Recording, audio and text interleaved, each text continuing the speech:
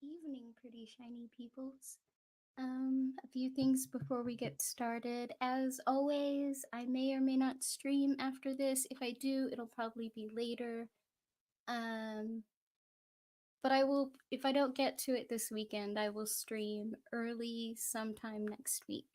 Um, that being said, also, my apologies for last weekend. I was going to read early, um, and then Super Munchkin's dog passed away right here. And so we had to we had to go deal with that, and I did not read last weekend, and I'm sorry. So we are on book 2, and we are about halfway through book 2 now. So there's that. We are still in the Lady of the Shadows section. As always, I apologize for my dogs and the noise and everything else. Um, also, Brojo is streaming, and this is going to stay up, right? So I would suggest that you guys go over to Brojo's channel because this will be here later, if you know what I mean. So I do encourage that. Um, I'm trying to think. Is there anything else? Is there anything else? Yeah, I don't think so. Okay, so yeah, go to Brojo's. To Brojo's as soon as he goes live. I think he goes live at. I saw it when I was coming in here just now. I think it said he goes live in 30 minutes at 5.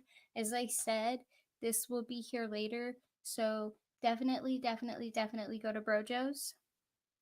All right.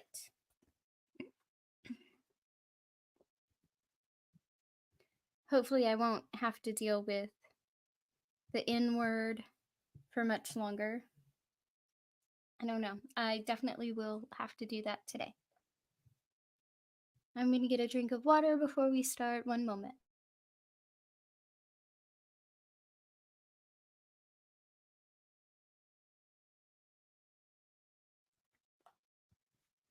All right. Chapter 2, Ringing the Changes. August 1959. When the intern came outside half an hour later, he found Julia leaning against the ambulance, which was still parked in the emergency bay of Sisters of Mercy Hospital on 23rd Street. The heel of one of Julio's pointy-toed boots was hooked under the front fender. He had changed to a pair of glaring pink pants and a blue shirt with his name written in gold stitches over the left pocket. His bowling league outfit. George checked his watch and saw that Julio's team, the Spicks of Supremacy, would already be rolling. Dang it. I didn't expect that slur. See, I guess I can't avoid them all. Okay. Thought you'd be gone, George Shavers said. He was an intern at Sisters of Mercy. How are your guys gonna win without the Wonder Hook? They got Miguel Basale to take my place. He ain't steady, but he gets hot sometimes. They'll be okay. Julio paused. I was curious about how it came out. He was the driver. Cubano with a sense of humor George wasn't even sure Julio knew he had. He looked around. Neither of the paramedics who rode with them were in sight. Where are they? George asked. Who? The fucking Bobbsey twins. Where do you think they are? Chasing Minnesota Poontang down in the village? Any idea if she'll pull through? Don't know. He tried to sound sage and knowing about the unknown, but the fact was the resident on duty and then the pair of surgeons had taken the black woman away from him almost faster than you could say Hail Mary full of grace, which had actually been on his lips to say. The black lady really hadn't looked as if she was going to last very long. She lost a hell of a lot of blood. No shit. George was one of 16 interns at Sister of Mercy and one of 8 assigned to a new program called Emergency Ride. The theory was that an intern riding with a couple of paramedics could sometimes make the difference between life and death in an emergency situation. George knew that most drivers and paras thought that wet behind the ears interns were as likely to kill red blankets as save them, but George thought maybe it worked.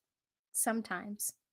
Either way, it made great PR for the hospital, and although the interns in the program liked to bitch about the extra 8 hours without pay it entailed each week, George Shavers sort of thought most of them felt the way he did himself, proud, tough, able to take whatever they threw his way. Then had come the night the TWA TriStar crashed at Idlewild. 65 people on board. 60 of them what Julio Estevez referred to as DRT, dead right there, and 3 of the remaining 5 looking like the sort of thing you might scrape out of the bottom of a coal furnace. Except what you scrape out of the bottom of a coal furnace didn't moan and shriek and beg for someone to give them morphine or kill them, did they? If you can take this, he thought afterward, remembering the severed limbs lying amid the remains of aluminium flaps and seat cushions, and a ragged chunk of tail with the numbers 17 and big red letter T and part of a W on it. Remembering the eyeball he had seen resting on top of a charred Samsonite suitcase, remembering a child's teddy bear with staring shoe button eyes lying beside a small red sneaker with a child's foot still in it. If you can take this, baby, you can take anything. And he had been taking it just fine. He went right on taking it just fine all the way home. He went on taking it just fine through a late supper that consisted of a Swanson turkey TV dinner. He went to sleep with no problem at all, which proved beyond a shadow of a doubt that he was taking it just fine.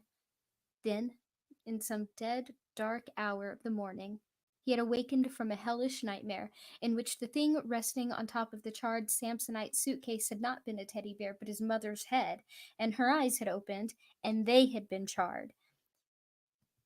They were the staring, expressionless shoe button eyes of the teddy bear, and her mouth had opened, revealing the broken fangs which had been her dentures up until the TWA TriStar was struck by lightning on its final approach. And she had whispered, "You couldn't save me, George. We scrimped for you, we saved for you, we went without for you. Your dad fixed up the scrape you got into with that girl, and you still couldn't save me, goddamn you." And he had awakened screaming. He was vaguely aware of someone pounding on the wall, but by then he was already pelting into the bathroom, and he barely made it to the kneeling penitential position before the porcelain altar before dinner came up the express elevator.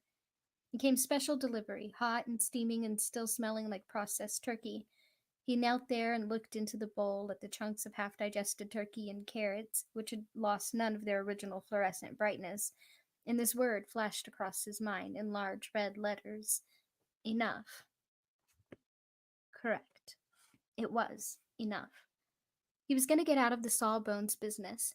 He was going to get out because enough was enough.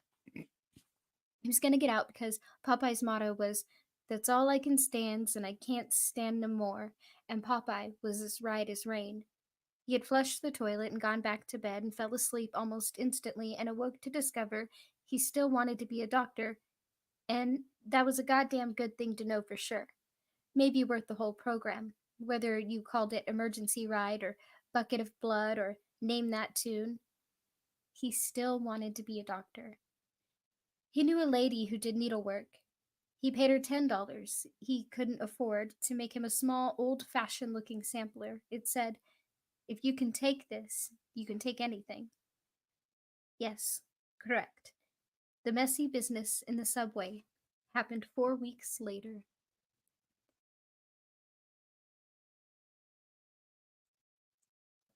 That lady was some fucking weird, you know it? Julio said. George breathed an interior sigh of relief. If Julio hadn't opened the subject, George supposed he wouldn't have had the sack. He was an intern, and someday he was going to be a full-fledged doc. He really believed that now. But Julio was a vet, and you didn't want to say something stupid in front of a vet.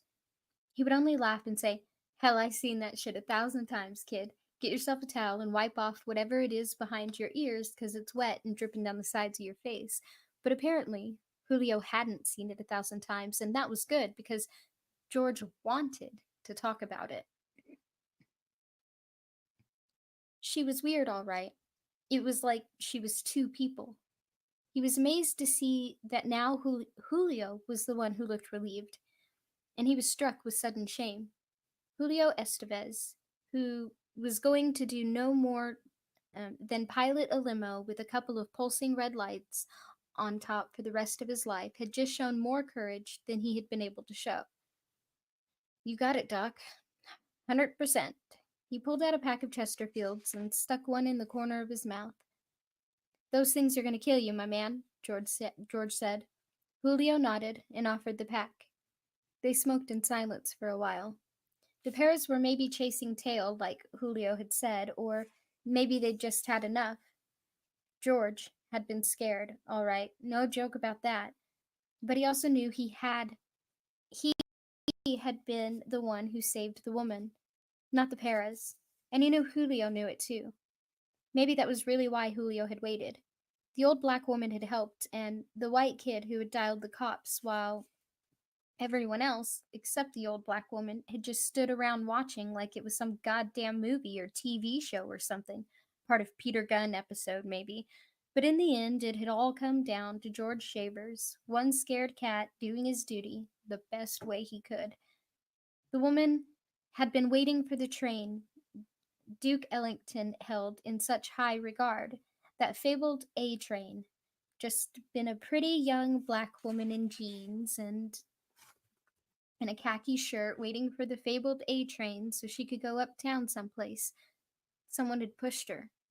George Shavers didn't have the slightest idea if the police had caught the slug who had done it. That wasn't his business. His business was the woman who had tumbled screaming into the tube of the tunnel in front of that fabled A train. It had been a miracle that she had missed the third rail, the fabled third rail that would have done to her what the state of New York did to the bad guys up at Sing Sing who got a free ride on that fabled A train the cons called Old Sparky. Oh boy, the miracles of electricity. She tried to crawl out of the way, but there hadn't been quite enough time, and that fabled A train had come into the station screeching and squalling and puking up sparks because the motorman had seen her, but he was too late. Too late for him and too late for her.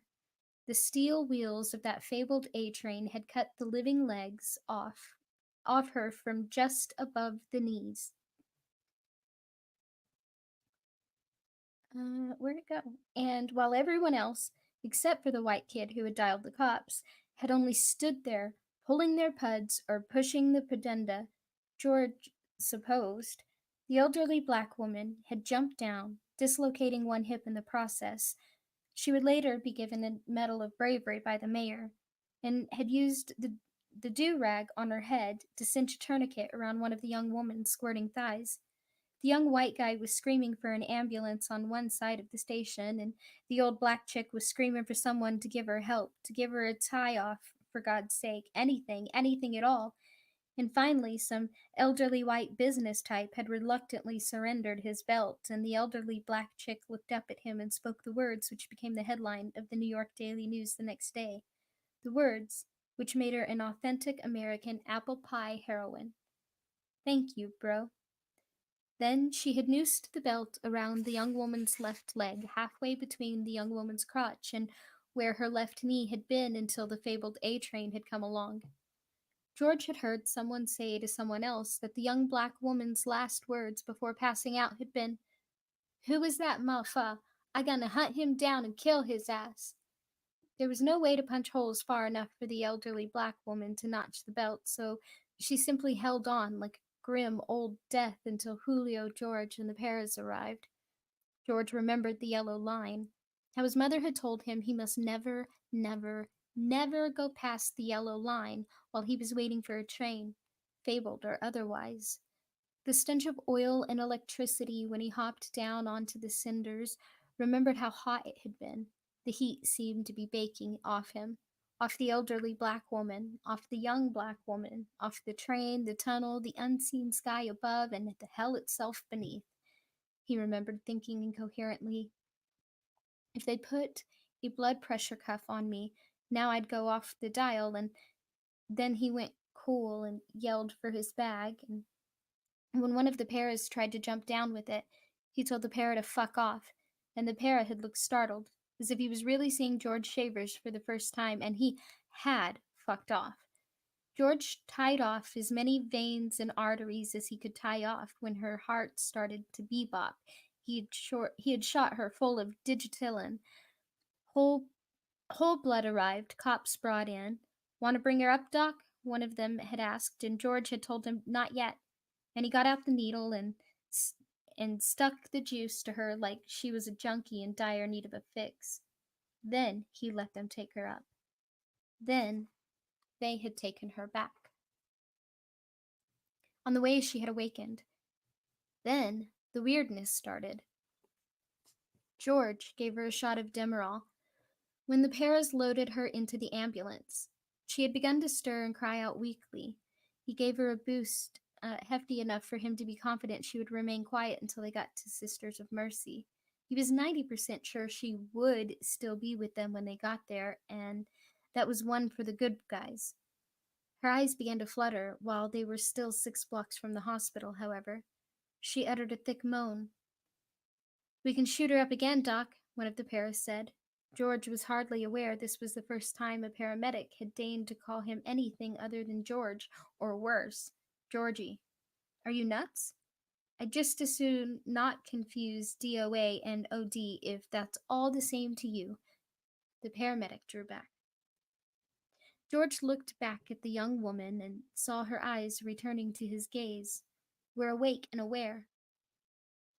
What has happened to me? She asked. George remembered the man who had told another man about what the woman had supposedly said, how she was going to hunt the motherfucker down and kill his ass, etc., etc. That man had been white. George decided now it had been a pure invention, inspired either by that odd human urge to make naturally dramatic situations even more dramatic, or just race prejudice. This was a cultured, intelligent woman. You've had an accident, he said. You were. Her eyes slipped shut, and he thought she was going to sleep again. Good. Let someone else tell her she had lost her legs. Someone who made more than $7,600 a year. He had shifted a little to the left, wanting to check her blood pressure again, when she opened her eyes once more. When she did, George Shavers was looking at a different woman. Fucker cut off my legs. I felt 'em go. This the ambulance? Yes, George said. Suddenly, he needed something to drink. Not necessarily alcohol, just something wet. His voice was dry. This was like watching Spencer Tracy. Oh, one moment.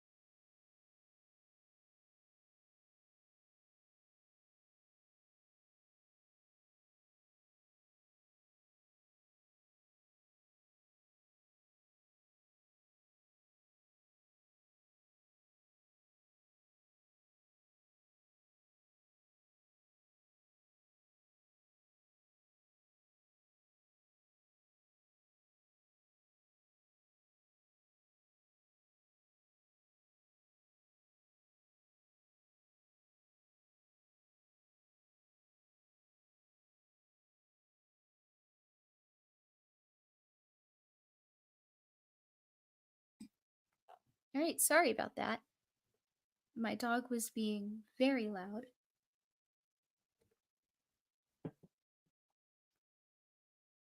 Where were we? I put the book down. Luckily, I at least marked the page. Okay. Suddenly, he needed something to drink. Not necessarily alcohol, just something wet. His voice was dry. This was like watching Spencer Tracy and Dr. Jekyll and Mr. Hyde, only for real. They get that honky muffa? No, George said, thinking, that guy got it right. God damn. The guy did actually get it right. He was vaguely aware that the paramedics who had been hovering, perhaps hoping he would do something wrong, were now backing off. Good. Honky Fuzz just be letting him off anyway. I be getting him. I be cutting his cock off, some bitch.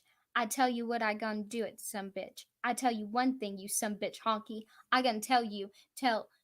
Her eyes fluttered again, and George had thought, yes, go to sleep. Please go to sleep. I don't get paid for this. I don't understand this. They told us about shock, but nobody mentioned schizophrenia as one of the eyes opened. The first woman was there. What sort of accident was it? She asked. I remember coming out of I, he said stupidly.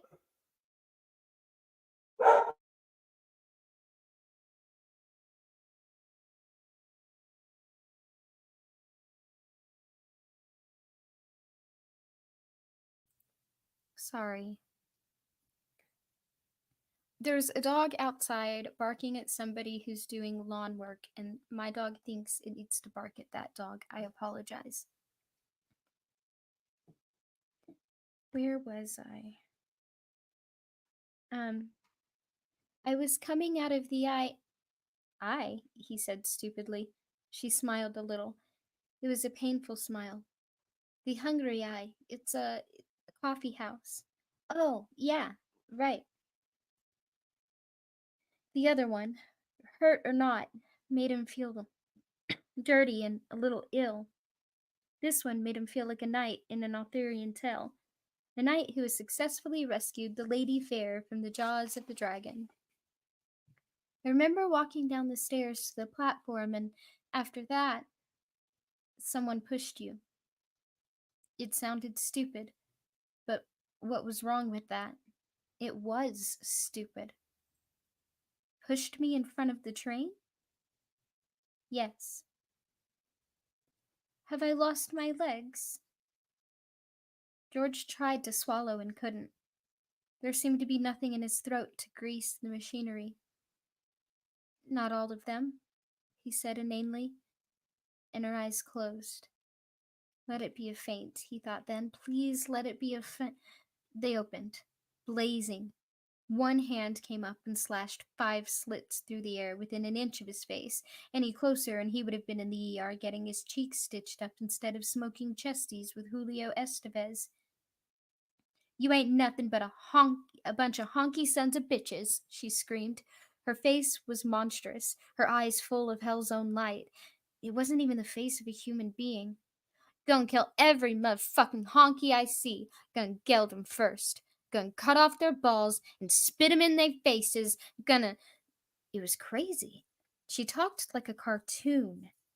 Like a cartoon black woman. Butterfly McQueen gone Looney Tunes. She, or it also seemed superhuman. This screaming, writhing thing could not have just undergone impromptu surgery by subway train half an hour ago. She bit. She clawed at him again and again. Snot spat from her nose, spit flew from her lips, filth poured from her mouth. Shoot her up, Doc, one of the paras yelled. His face was pale. For Christ's sake, shoot her up! The para reached toward the supply case. George shoved his hand aside. Fuck off, chicken shit. George looked back at his patient and saw the calm, cultured eyes of the other one looking at him. Will I live? She asked in a conversational tea-room voice. He thought, she is unaware of her lapses, totally unaware. And after a moment, so is the other one, for that matter. He gulped, rubbed at his galloping heart through his tunic, and then ordered himself to get control of this. He had saved her. Her mental problems were not his concern. Are you all right?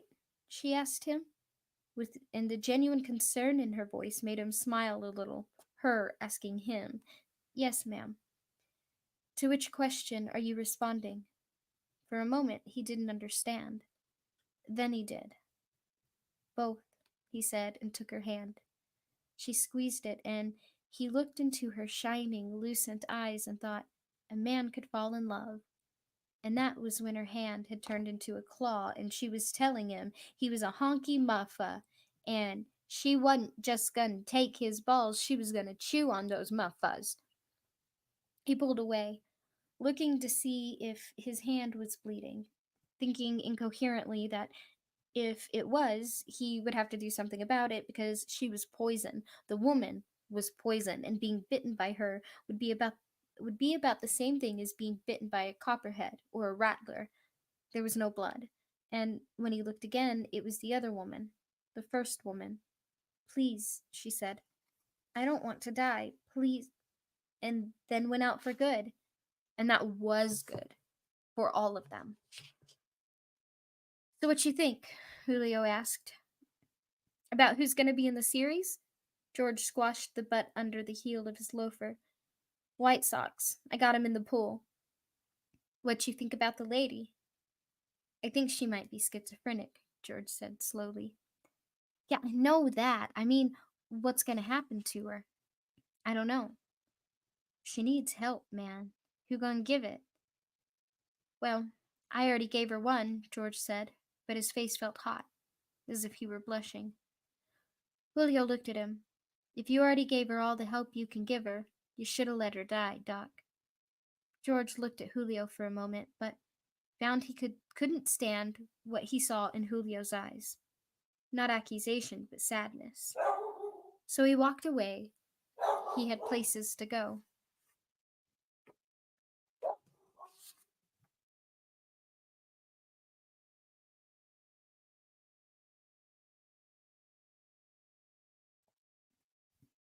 The time of the drawing.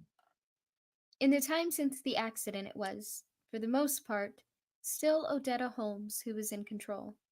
But Detta Walker had come forward more and more. The thing Detta liked to do best was steal. It didn't matter that her booty was always little more than junk, no more than it mattered that she often threw it away later. The taking was what mattered. When the gunslinger entered her head in Macy's, Detta screamed in a combination of fury and horror and terror, her hands freezing on the junk jewelry she was scooping into her purse. She screamed because when Roland came into her mind, when he came forward, she for a moment sensed the other, as if a door had been swung open inside of her head, and she screamed because the invading, raping presence was a honky. She could not see, but nonetheless sensed his whiteness. People looked around. The floor walker saw the screaming woman in the wheelchair with her purse open, saw one hand frozen in the act of stuffing costume jewelry into a purse that looked, even from a distance of 30 feet, were 3 times the stuff she was stealing. The floor walker yelled, Hey, Jimmy! And Jimmy Halverson, one of Macy's house detectives, looked around and saw what was happening. He started toward the black woman in the wheelchair on a dead run. He couldn't help running. He had been a city cop for 18 years, and it was built into his system, but he was already thinking it was going to be a shit bust. Little kids, cripples, nuns, they were always a shit bust. Busting them was like kicking a drunk. They cried a little in front of the judges and then took a walk. It was hard to convince a judge that cripples could also be slime, but he ran just the same. Roland was momentarily horrified by the snake pit of hate and revulsion in which he had found himself, and then he heard the woman screaming, saw the big man with the potato sack belly running toward him, saw people looking, and took control. Suddenly he was the woman with the dusky hands. He sensed some strange duality inside of her, but couldn't think about it now. He turned the chair and began to shove it forward. The aisle rolled past him or her. People dived away to either side. The purse was lost, spilling Detta's credentials and stolen treasures in a wide trail along the floor. The man with the heavy gut skidded on a bogus gold chains and lipstick tubes and then fell on his ass. Shit. Halverson thought furiously, and for a moment one hand clawed under his sports coat where there was a 38 in the clamshell holster. Then sanity reasserted itself. This was no drug bust or armed robbery. This was a crippled black lady in a wheelchair. She was rolling it like it was some punk's drag racer, but a crippled black lady was all she was, just the same. What was he gonna do? Shoot her? That would be great, wouldn't it? And where was she gonna go? There was nothing at the end of the aisle but two dressing rooms. He picked himself up, massaging his aching ass, and began after her again, limping a little now. The wheelchair flashed into one of the dressing rooms. The door slammed shut, just clearing the push handles on the back. Got you now, bitch, Jimmy thought. And I'm gonna give you one hell of a scare. I don't care if you got 5 orphan children and only a year to live. I'm not gonna hurt you, but oh, babe, am I gonna shake your dice. He beat the floor walker to the dressing room, slammed the door open with his left shoulder, and it was empty. No black woman, no wheelchair, no nothing. He looked at the floor walker, starry eyed. Other one? The floor walker yelled. Other one. Before Jimmy could move, the floor walker had busted open the door of the other dressing room. A woman in a linen skirt and a Playtex living bra screamed piercingly and crossed her arms over her chest. She was very white and very definitely not crippled. Pardon me, the floor walker said, feeling hot crimson flood his face. Get out of here, you pervert, the woman in the linen skirt and bra cried. Yes, ma'am, the floor walker said and closed the door. At Macy's, the customer was always right. He looked at Halverson. Halverson looked back. What is this shit? Halverson asked. Did she go in there or not? Yes, she did. So where is she? The floor walker could only shake his head. Go back and pick up the mess. You pick up the mess, Jimmy Halverson said. I feel like I just broke my ass in 9 pieces. He paused. To tell you the truth, me fine bucko, I also feel extremely confused. The moment the gunslinger heard the dressing room door bang shut behind him, he rammed the wheelchair around in a half turn, looking for the doorway. If Eddie had done what he had promised, it would be gone. But the door was open. Roland wheeled the Lady of Shadows through it. Not long after, Roland would think any other woman, crippled or otherwise, suddenly shoved all the way down the aisle of the mart in which she was doing business, monkey business, you may call it, if you like, by a stranger inside her head, shoved into a little room while some man behind her yelled for her to stop, then suddenly turned, shoved again, where there was, by rights, no room in which to shove, then finding herself suddenly in an entirely different world. I think any other woman, under those circumstances, would have most certainly asked, Where am I? Before all else. Instead, Odetta Holmes asked almost pleasantly, What exactly are you planning to do with that knife, young man? Roland looked up at Eddie, who was crouched with his knife, held less than a quarter of an inch over the skin. Even with his uncanny speed, there was no way the gunslinger could move fast enough to evade the blade if Eddie decided to use it. Yes, Roland said. What are you planning to do with it? I don't, Eddie said, sounding completely disgusted with himself. Cut bait, I guess. Sure doesn't look like I came here to fish, does it? He threw the knife toward the lady's chair, but well to the right. It stuck, quivering in the sand to its hilt. Then the lady turned her head and began, I wonder if you could please explain where you've taken She stopped. She had said, I wonder if you, before her head, had gotten around far enough to see there was no one behind her. But the gunslinger observed with some real interest that she went on speaking for a moment anyway, because the fact of her condition made certain things elementary truths of her life. If she had moved, for instance, someone must have moved her, but there was no one behind her. No one at all. She looked back at Eddie and the gunslinger, her dark eyes troubled, confused, and alarmed, and now she asked, Where am I? Who pushed me? How can I be here? How can I be dressed, for that matter, when I was home watching the 12 o'clock news in my robe? Who am I? Where is this? Who are you? Who am I? He asked, the gunslinger thought. The dam broke, and there was a flood of questions. That was to be expected, but that one question, who am I? Even now, I don't think she knows she asked it, or when, because she had asked before. Even before she had asked who they were, she had asked who she was.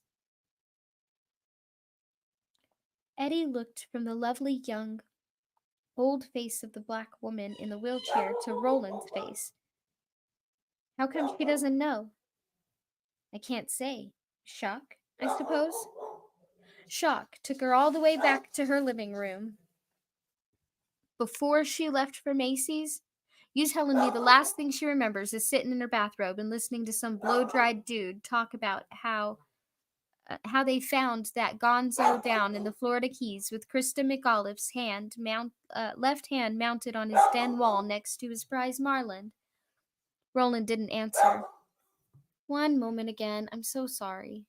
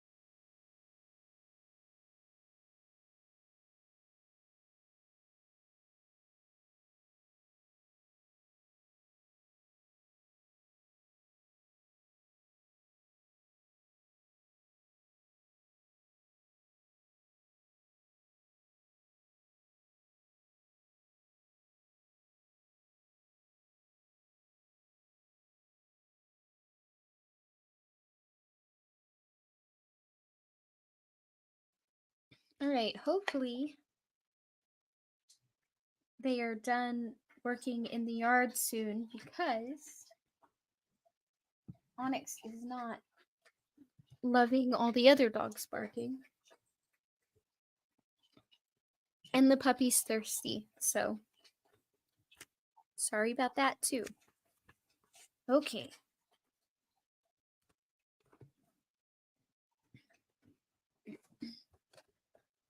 Roland didn't answer. More dazed than ever, the lady said, Who is Krista McAuliffe? Is she one of the missing Freedom Riders? Now it was Eddie's turn not to answer.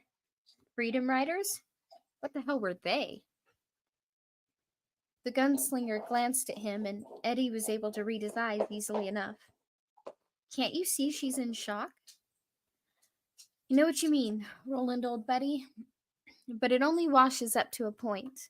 I felt a little shock myself when you came busting into my head like Walter Payton on crack, but didn't wipe out my memory banks. Speaking of shock, he'd gotten another pretty good jolt when she came through.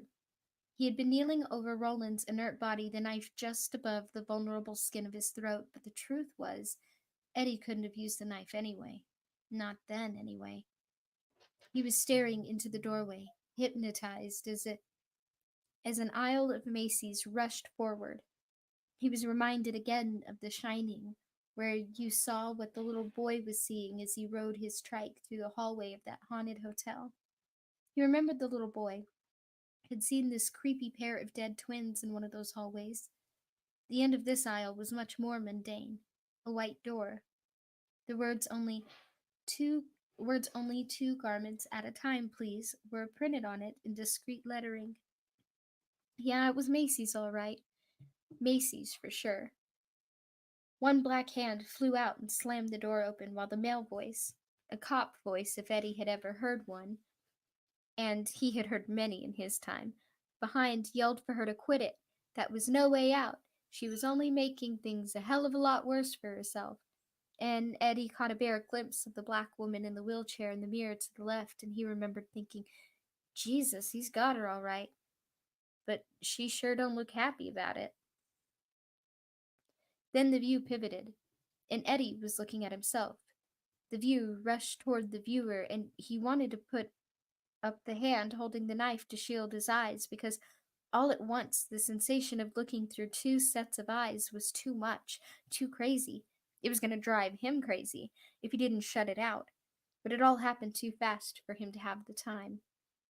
The wheelchair came through the door. It was a tight fit. Eddie heard its hubs squeal on the sides. At the same moment, he heard another sound, a thick, tearing sound that made him think of some word, placental, that he couldn't quite think of because he didn't know he knew it. Then the woman was rolling toward him on the hard packed sand, and she no longer looked mad as hell. Hardly looked like the woman Eddie had glimpsed in the mirror at all, for that matter. But he supposed that wasn't surprising, when you all at once went from a changing room at Macy's to the seashore of a god-forsaken world where some of the lobsters were the size of small collie dogs. It left you feeling a little winded. That was a subject on which Eddie Dean felt he could personally give testimony. She rolled about 4 feet before stopping, and only went that far because of the slope and gritty pack of the sand. Her eyes were no longer pumping her hands were no longer pumping the wheels as they must have been doing. When you wake up with sore shoulders tomorrow, you can blame them on Sir Roland, lady, Eddie thought sourly. Instead, they went to the arms of the chair and gripped them as she regarded the two men. Behind her, the doorway had already disappeared. Disappeared? That was not quite right. It seemed to fold in on itself like a piece of film run backward.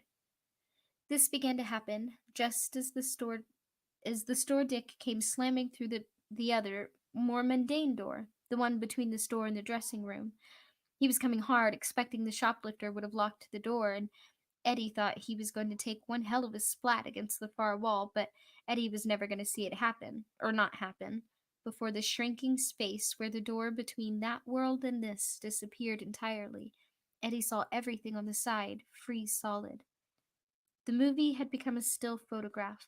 All that remained now were the dual stacks of the wheelchair starting in sandy nowhere and running 4 feet to where it and its occupant now sat.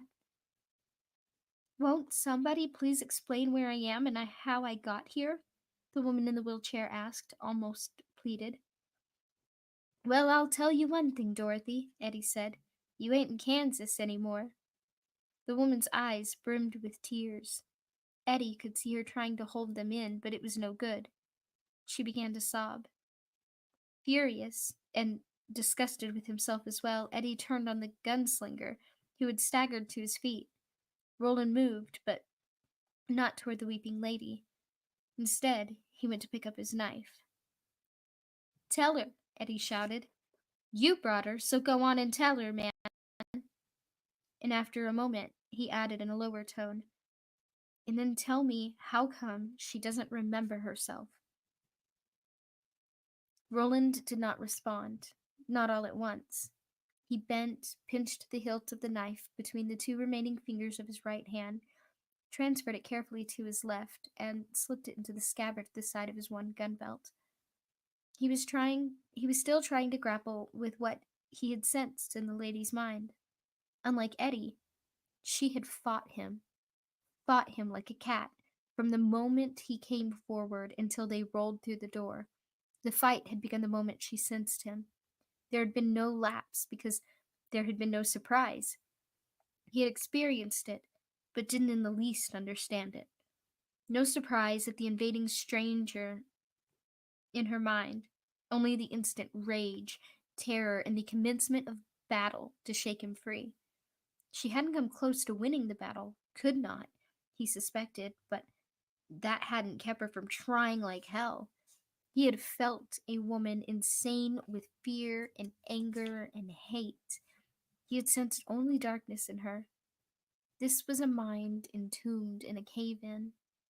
Except that in the moment they burst through the doorway and separated, he had wished wished desperately that he could tarry a moment longer. One moment would have told so much, because the woman before them now wasn't the woman in whose mind he had been. Being in Eddie's mind had been like being in a room with jittery, sweating walls. Being in the ladies had been like lying naked in the dark while venomous snakes crawled all over you. Until the end. She had changed at the end. And there had been something else. Something he believed was vitally important, but he either could not understand it or remember it. Something like a glance, the doorway itself, only in her mind, something about you broke the four special, it was you. Some sudden burst of understanding. Is it studies when you finally saw? Oh, fuck you, Eddie said disgustedly. You're nothing but a goddamn machine. He strode past Roland, went to the woman, knelt beside her, and when she put her arms around him, panic tight, like the arms of a drowning swimmer, he did not draw away, but put his own arms around hers and hugged her back. It's okay, he said. I mean, it's not great, but it's okay. Where are we? She wept. I was sitting home watching TV so I could hear if my friends got out of Oxford alive, and now I'm here and I don't even know where here is. Well, neither do I, Eddie said, holding her tighter, beginning to rock her a little. But I guess we're in it together. I'm from where you're from, little old New York City, and I've been through the same thing. Well, a little different, but same principle. And you're gonna be just fine. As an afterthought, he added, as long as you like lobster. She hugged him and wept, and Eddie held her and rocked her, and Roland thought, Eddie will be all right now. His brother is dead, but he has someone else to take care of. So Eddie will be all right now. But he felt a pang, a deep, reproachful hurt in his heart. He was capable of shooting, with his left hand anyway, of killing, of going on, slamming with brutal relentlessness through miles and years, even dimensions, it seemed, in search of the tower. He was capable of survival, sometimes even of protection. He had saved the boy Jake from a slow death at the way station and from sexual consumption by the oracle at the foot of the mountains, but in the end he had let Jake die. Nor had this been by accident. He had committed a conscious act of damnation. He watched the two of them, watched Eddie hug her, assure her it was going to be all right. He could not have done that. Now the rue in his heart was joined by stealthy fear. If you have given up your heart for the tower, Roland, you have already lost. Heartless creature is a loveless creature, and a loveless creature is a beast. To be a beast is perhaps bearable, although the man who has become one will surely pay hell's own price in the end, but what if you should gain your objective? What if you should, heartless, actually storm the Dark Tower and win it? If there is naught but darkness in your heart, what could you do except denigrate from beast to monster? To gain one's object as a beast would only be bitterly comic, like giving a magnifying glass to an elephant. But to gain one's object as a monster, to pay hell is one thing, but do you want to own it? He thought of Allie, and of the girl who had once waited for him at the window, thought of the tears he shed over Cuthbert's lifeless corpse. Oh, then he had loved. Yes, then. I do want to love, he cried. But although Eddie was also crying a little now with the woman in the wheelchair, the gunslinger's eyes remained as dry as the desert he had crossed to reach their sunless sea. He would answer Eddie's question later. He would do that because he thought Eddie would do well to be on guard. The reason she didn't remember was simple. She wasn't one woman, but two, and one of them was dangerous. Eddie told her what he could, glossing over the shootout, but being truthful about everything else.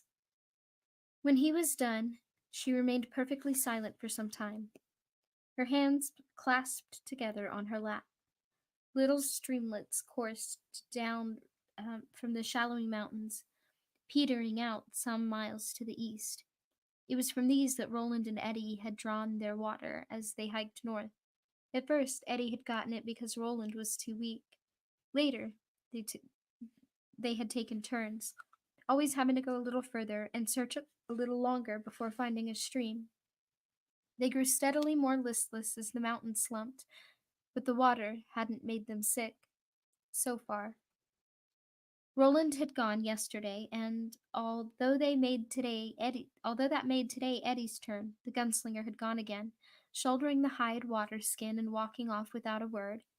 Eddie found this queerly discreet. He didn't want to be touched by the gesture, but anything about Roland, for that matter, and found he was, a little, just the same. She listened attentively to Eddie, not speaking at all, her eyes fixed on his. At one moment, Eddie would guess she was 5 years older than he. At another, he would guess 15. There was one thing he didn't have to guess about. He was falling in love with her. When he had finished, she sat for a moment without saying anything, now not looking at him, but beyond him, looking at the waves which would, at nightfall, bring the lobsters and with their alien, lawyerly questions. He had been particularly careful to describe them. Better for her to be a little scared now than a lot scared when they came out to play. He supposed she wouldn't want to eat them, not after hearing what they had done to Roland's hand and foot, not after she got a good close look at him, but eventually hunger would win and win out over did a chick and did a chum. Her eyes were far and distant. Odetta? He asked after perhaps 5 minutes had gone by. She had told him her name, Odetta Holmes. He thought it was a gorgeous name. She looked back at him, startled out of her reverie. She smiled a little. She said one word. No. He only looked at her, able to think of no suitable reply. He thought he had never understood until that moment how illimitable a simple negative could be. I don't understand, he said finally. What are you knowing? All this. Odetta swept an arm. She had, he'd noticed, very strong arms, smooth but very strong, indicating the sea, the sky, the beach, the scruffy searching for water, or maybe getting eaten alive by some new and interesting monster, something Eddie didn't really care to think about, indicating, in short, this entire world. I understand how you feel. I had a pretty good case of the unrealities myself at first. But had he? Looking back, it seemed he had simply accepted. Perhaps because he was sick, shaking himself apart in the need for junk. You get over it. You, you get over it. No, she said again. I believe one of two things has happened, and no matter which one it is, I am still in Oxford, Mississippi. None of this is real.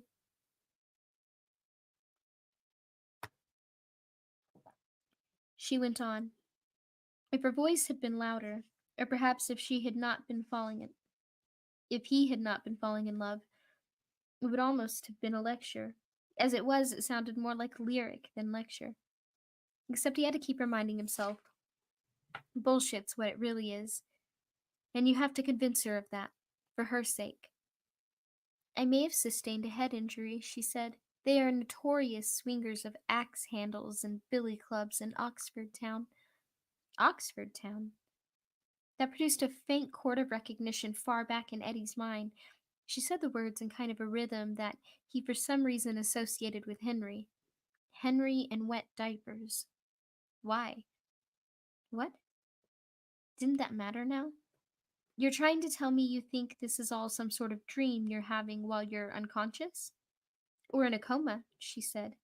And you needn't look at me as though you thought it was preposterous, because it isn't. Look here.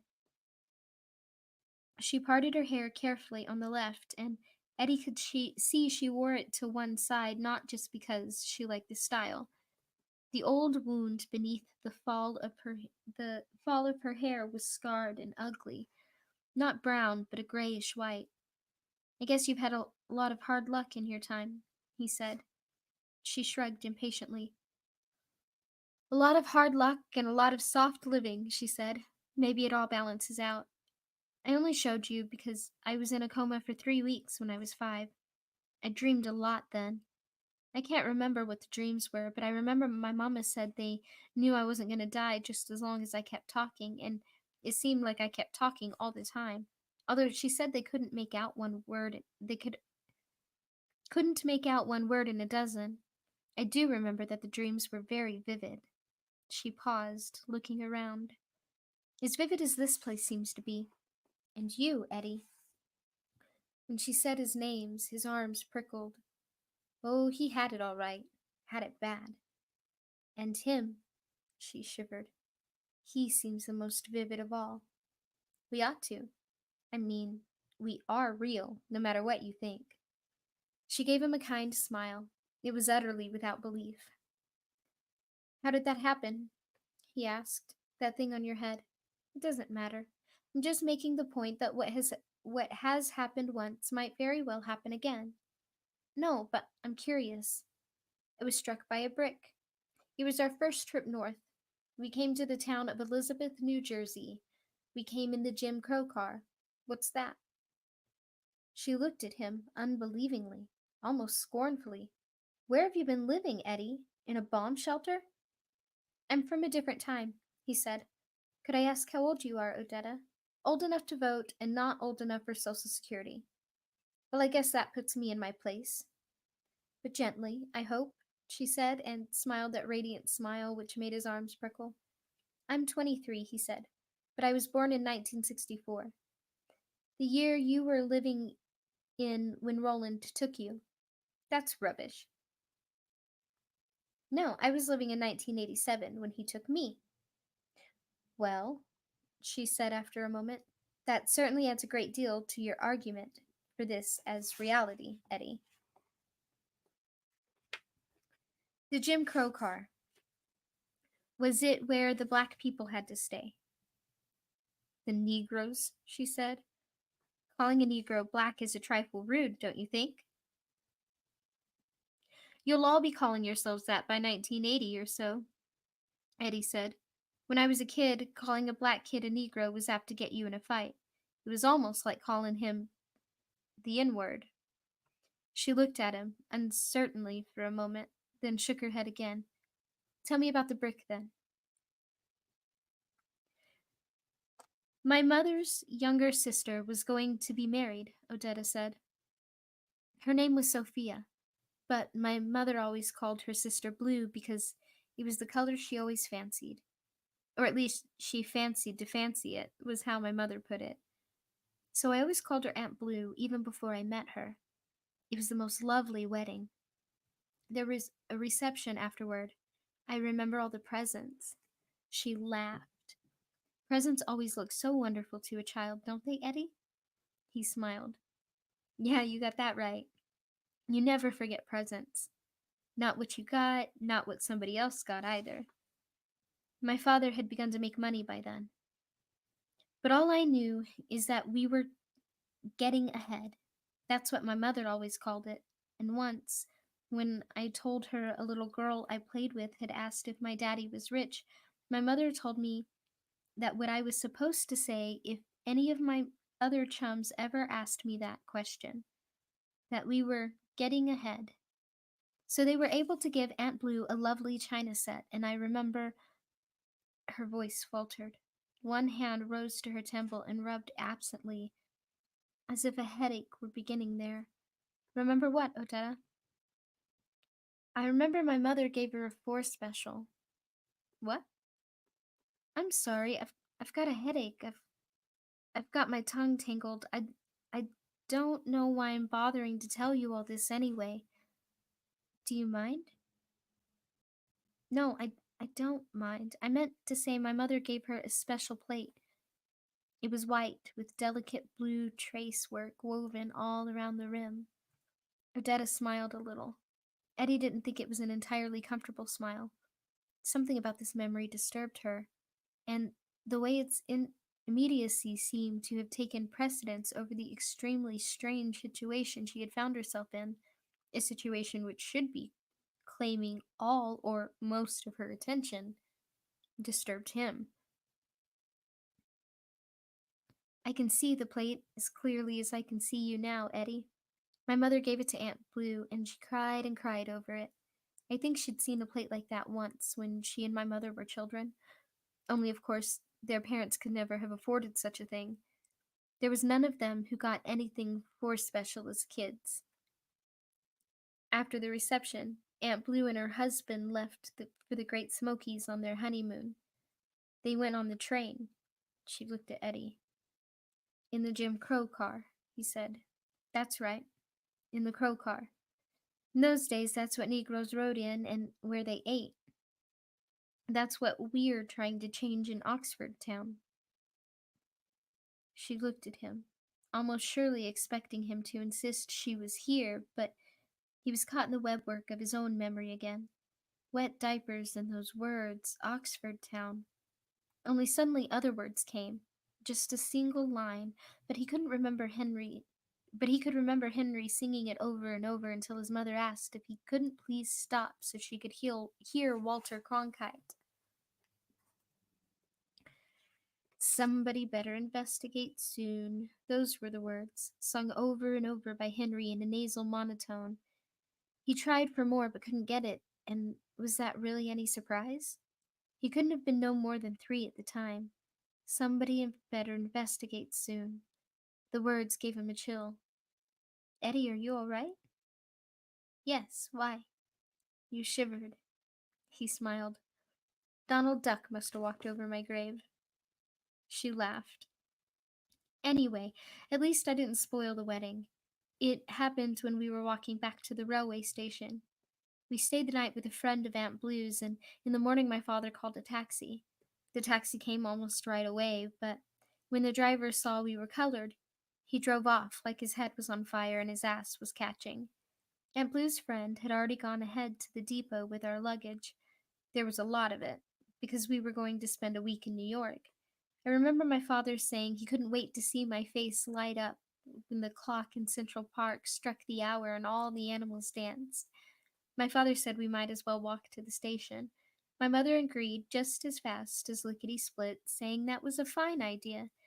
It wasn't but a mile, and it would be nice to stretch our legs after 3 days on a train just behind us and half a day on the other one just ahead of us.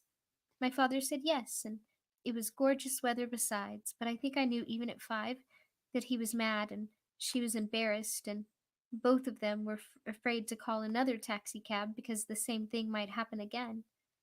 So we went walking down the street.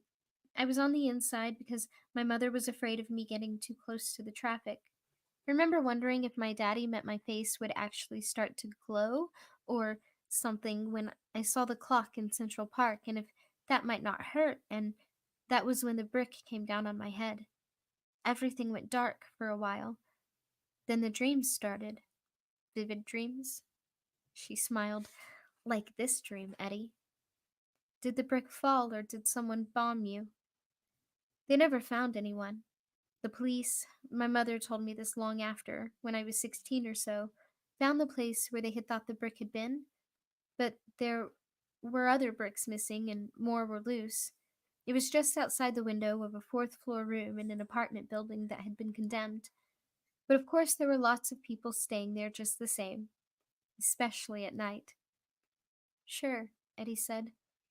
No one saw anyone leaving the building, so it went down as an accident. My mother said she thought it had been, but I think she was lying. She didn't even bother trying to tell me what my father thought. They were both still smarting over how the cab driver had taken one look at us and driven off. It was that more than anything else that made them believe someone had been up there, just looking out and saw us coming and decided to drop a brick on the nizzles. Will your lobster creatures come out soon? No, Eddie said. Not until dusk. So one of your ideas is that all of this is a coma dream, like the ones you had when you got bopped by the brick. Only this time you think it's a billy club or something? Yes. What's the other one? Odetta's face and voice were calm enough, but her head was filled with an ugly skein of images which all added up to Oxford Town. Oxford Town. How did the song go? Two men killed by the light of the moon. Somebody better investigate soon. Not quite right, but it was close. Close. I may have gone insane, she said. The first words which came into Eddie's mind were, "If you think you've gone insane, Odetta, you're nuts." Brief consideration, however, made this seem as unprofitable line of argument to take. Instead, he remained silent for a time, sitting by her wheelchair, his knees drawn up, his hands holding his wrists. "Were you really a heroin addict?" Um, he said. "It's like being an alcoholic or basing. It's not a thing you ever get over. I used to hear that and go, yeah, yeah, right, right, in my head, but now I understand. I still want it, and I guess part of me will always want it, but the physical part has passed." "What's basing?" she asked. "Something that hasn't been invented in your when. It's something you do with cocaine, only it's like turning TNT into an A bomb. You did it?" "Christ, no. Heroin was my thing. I told you." "You don't seem like an addict," she said. Eddie actually was fairly spiffy, if that was one ignored the gamey smell arising from his body and clothes. He could rinse himself and did, could rinse his clothes and did, but lacking soap, he could not really wash either. His hair had been short when Roland stepped into his life, the better to sail through customs, my dear, and what a great big joke that had turned out to be, and was still a respectable link. He shaved every morning using the keen edge of Roland's knife, gingerly at first, but with increasing confidence. He had begun too young for shaving to be a part of his life when Henry left for Nam, and it hadn't been any big deal to Henry back then either. He never grew a beard, but sometimes went 3 or 4 days before Mom nagged him into mowing the stubble when he came back.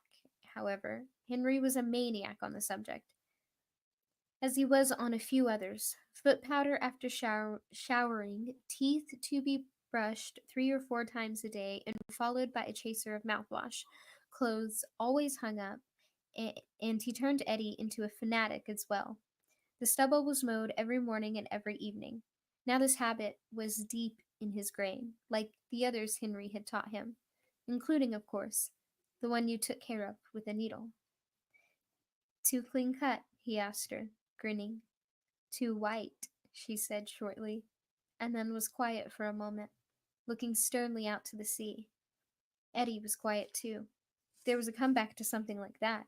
He didn't know what it was. "I'm sorry," she said. "That was very unkind, very unfair, and very unlike me." "It's all right." "It's not. It's like a white person saying something like, 'Geez, I never would have guessed you were a nizzle' to someone with a very light skin." You like to think of yourself as more fair-minded," Eddie said. "What we like to think of ourselves and what we really are rarely have much in common, I should think, but yes, I like to think of myself as more fair-minded. So please accept my apology, Eddie. On one condition." "What's that?" She was smiling a little again. That was good. He liked it when he was able to make her smile. "Give this a fair chance. That's the condition." "Give what a fair chance?" She sounded slightly amused. Eddie might have bristled at that tone in someone else's voice, might have felt he was getting boned, but with her it was different. With her it was all right. He supposed with her just about anything would have been. "That there's a third alternative. That this is really happening, I mean." Eddie cleared his throat. "I'm not very good at this philosophical shit, or, metamorphosis, or whatever the hell you call it." Do, do you mean metaphysics?" "Maybe. I don't know. I think so. But I know you can't go around disbelieving what your senses tell you. Why, if your idea about this all being a dream is right." "I didn't say a dream." "Whatever you said. That's what it comes down to, isn't it? A false reality? There had been something faintly condescending in her voice a moment ago. It was gone now. Philosophy and metaphysics may not be your bag, Eddie, but you must have been a hell of a debater in school. I was never in debate. That was for guys and hags and wimps, like chess club. What do you mean my bag? What's a bag? Just something you like. What do you mean? Gays. What are gays? He looked at her for a moment, then shrugged. Homos, fags, never mind. We could swap slang all day. It's not getting us anyplace. What I'm trying to say is that if it's all a dream, it could be mine, not yours. You could be a figment of my imagination. Her smile faltered. You. Nobody balked you. Nobody balked you either. Now her smile was entirely gone. No one that I remember, she corrected with some sharpness. Me either, he said. You told me they're rough in Oxford. Well, those customs guys weren't exactly cheery joy when they couldn't find the dope they were after. One of them could have head-bopped me with the butt of his gun. I could be lying in a Bellevue ward right now, dreaming you and Roland while they write their reports, explaining how, while they were interrogating me, I became violent and had to be subdued. It's not the same. Why? Because you're this intelligent, socially active black lady with no legs, and I'm just a hype from Co-op City? He said with a grin, meaning it as an amiable jape, but she flared at him. I wish you would stop calling me black. He sighed. Okay, but it's gonna take some getting used to. You should have been on the debate club anyway. Fuck, he said, and the turn of her eyes made him realize again that the difference between them and was much wider than color. They were speaking to each other from separate islands. The water between them was time. Never mind. The world had gotten her attention. The word had gotten her attention. I don't want to debate you. I want to wake you up to the fact that you are awake. That's all. I might be able to at least operate provisionally according to the dictates of your third alternative as long as this situation continue to go on, except for one thing. There's a fundamental difference between what happened to you and what happened to me. So fundamental, so large that you haven't seen it. Then show it to me. There is no discontinuity in your consciousness. There is a very large one in mine. I don't understand. I mean, you account for all your time, Odetta said. Your story follows from point to point. The airplane, the incursion, by by him. She nodded toward the foothills with clear distaste. The stashing of the drugs, the officers who took you into custody, all the rest. It's a fantastic story. It has no missing links. As for myself, I arrived back from Oxford, was met by Andrew, my driver, and brought back to my building. I bathed, and I wanted to sleep. I was getting a very bad headache, and sleep is the only medicine that's any good for the really bad ones. But it was close on midnight, and I thought I would watch the news first. Some of us had been released, but a good many more were still in the jug when we left. I wanted to find out if their cases had been resolved. I dried off and put on my robe and went into the living room. I turned on the TV news. The newscaster started talking about a speech Khrushchev had just made about the American advisors in Vietnam. He said, "We have a film report from," and then he was gone and I was rolling down this beach. You say you saw me in some sort of magic doorway, which is now gone, and that I was in Macy's and that I was stealing. All of this is preposterous enough. But even if it was so, I could find something better to steal than costume jewelry. I don't wear jewelry. You better look at your hands again, Odetta, Eddie said quietly. For a very long time she looked down. She looked from the diamond on her left pinky, too large and vulgar to be anything but paste, to the large opal on the third finger of her right hand, which was too large and vulgar to be anything but real. None of this is happening, she repeated firmly. You sound like a broken record. He was genuinely angry for the first time. Every time someone pokes a hole in your neat little story, you just retreat to that none of this is happening shit. You have to wise up, Detta. Don't call me that. I hate that. She burst out so shrilly that Eddie recoiled. Sorry, Jesus, I didn't know. I went from night to day, from undressed to dressed, from my living room to this deserted beach, and what really happened was that some big bellied redneck deputy hit me upside the head with a club, and that is all. But your memories don't stop in Oxford, he said softly. What? Uncertain again, or maybe seeing and not wanting to, like with the rings. If you got whacked in Oxford, how come your memories don't stop there? There isn't always a lot of logic to things like this. She was rubbing her temples again. And now, if it's all the same to you, Eddie, I'd just as soon end the conversation. My headache is back. It's quite bad. I guess whether or not logic figures in all depends on what you want to believe. I saw you in Macy's, Odetta. I saw you stealing. You say you don't do things like that, but you also told me you don't wear jewelry. You told me that even though you'd looked down at your hands several times while we were talking, those rings were there then, but it was as if you couldn't see them until I called your attention to them and made you see them. I don't want to talk about it, she shouted. My head hurts.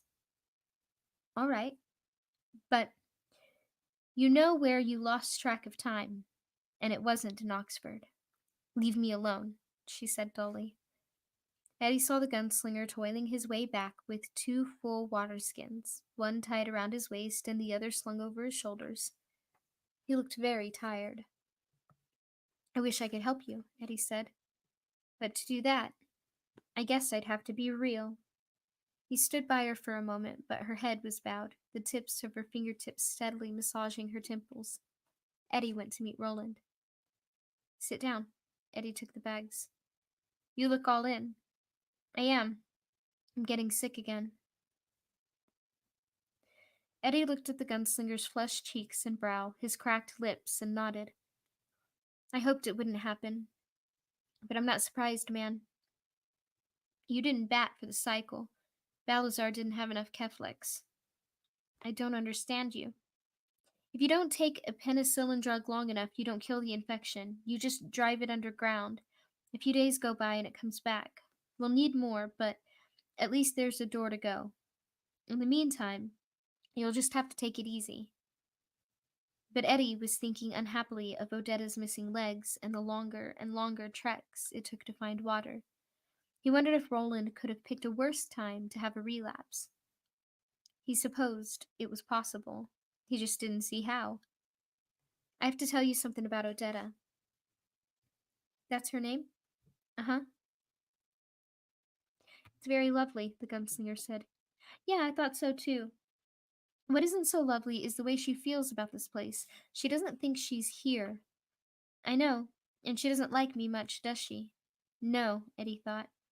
That doesn't keep her from thinking you're the one booger of a hallucination. He didn't say it, only nodded. The reasons are almost the same, the gunslinger said. She's not the woman I brought through. You see? Not at all. Eddie stared, then suddenly nodded. Excited, that blurred glimpse in the mirror, that snarling face. The man was right. Jesus Christ, of course he was. That hadn't been Odetta at all. Then he remembered the hands which had gone pawing carelessly through the scarves, and had just as carelessly gone through the business of stuffing the junk jewelry into her big purse. Almost, it had seemed, as if she wanted to be caught. The rings had been there, same rings, but that doesn't necessarily mean the same hands, he thought wildly. But that would only hold for a second. He had studied her hands. They were the same, long-fingered and delicate. No, the gunslinger continued. She's not. His blue eyes studied Eddie carefully. Her hands... Listen, the gunslinger said, and listen carefully. Our lives may depend on it. Mine because I'm getting sick again, and yours because you have fallen in love with her. Eddie said nothing. She is two women in the same body. She was one woman when I entered her, and another when I returned here. Now, Eddie could say nothing. There was something else, something strange, but either I didn't understand it, or I did and it slipped away. It seemed important. Roland looked past Eddie, looked to the beached wheelchair standing all alone at the end of its short track from nowhere. Then he looked back at Eddie. I understand very little of this now, or how such a thing can be, but you must be on your guard. Do you understand that? Yes. Eddie's lungs felt as if they had very little wind in them. He understood, or had at least a moviegoer's understanding of the sort of thing the gunslinger was speaking of, but he didn't have the breath to explain. Not yet. He felt as if Roland had kicked all his breath out of him. Good, because the woman I entered on the other side of the door was as deadly as those lobster things that come out at night. Chapter 4. Detta on the Other Side.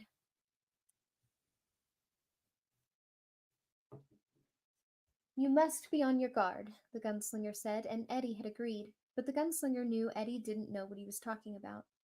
The whole back half of Eddie's mind, where survival is or isn't, didn't get the message. The gunslinger saw this. It was a good thing for Eddie, he did. In the middle of the night, Detta Walker's eyes sprang open. They were full of starlight and clear intelligence. She remembered everything.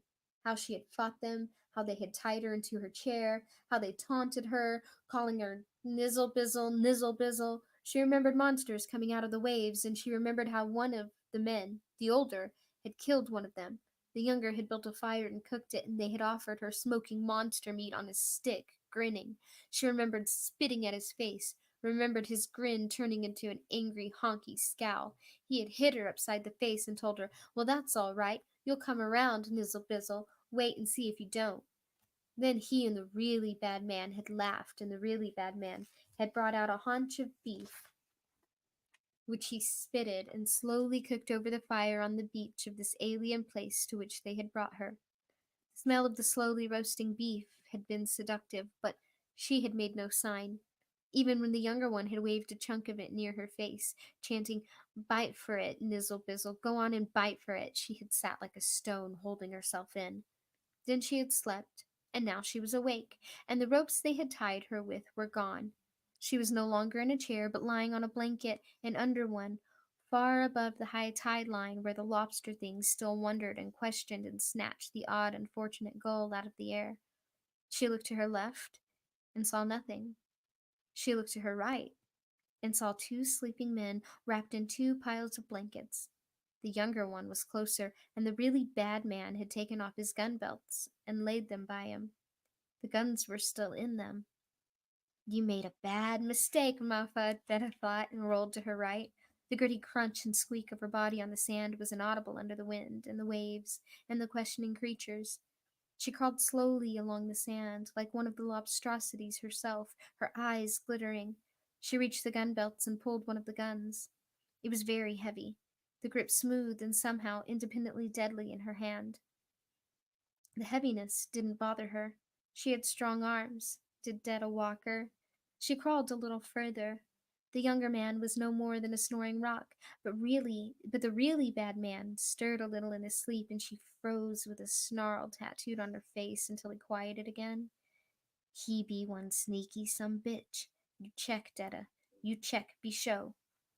She found the worn chamber release, tried to shove it forward, got nothing, and pulled it instead.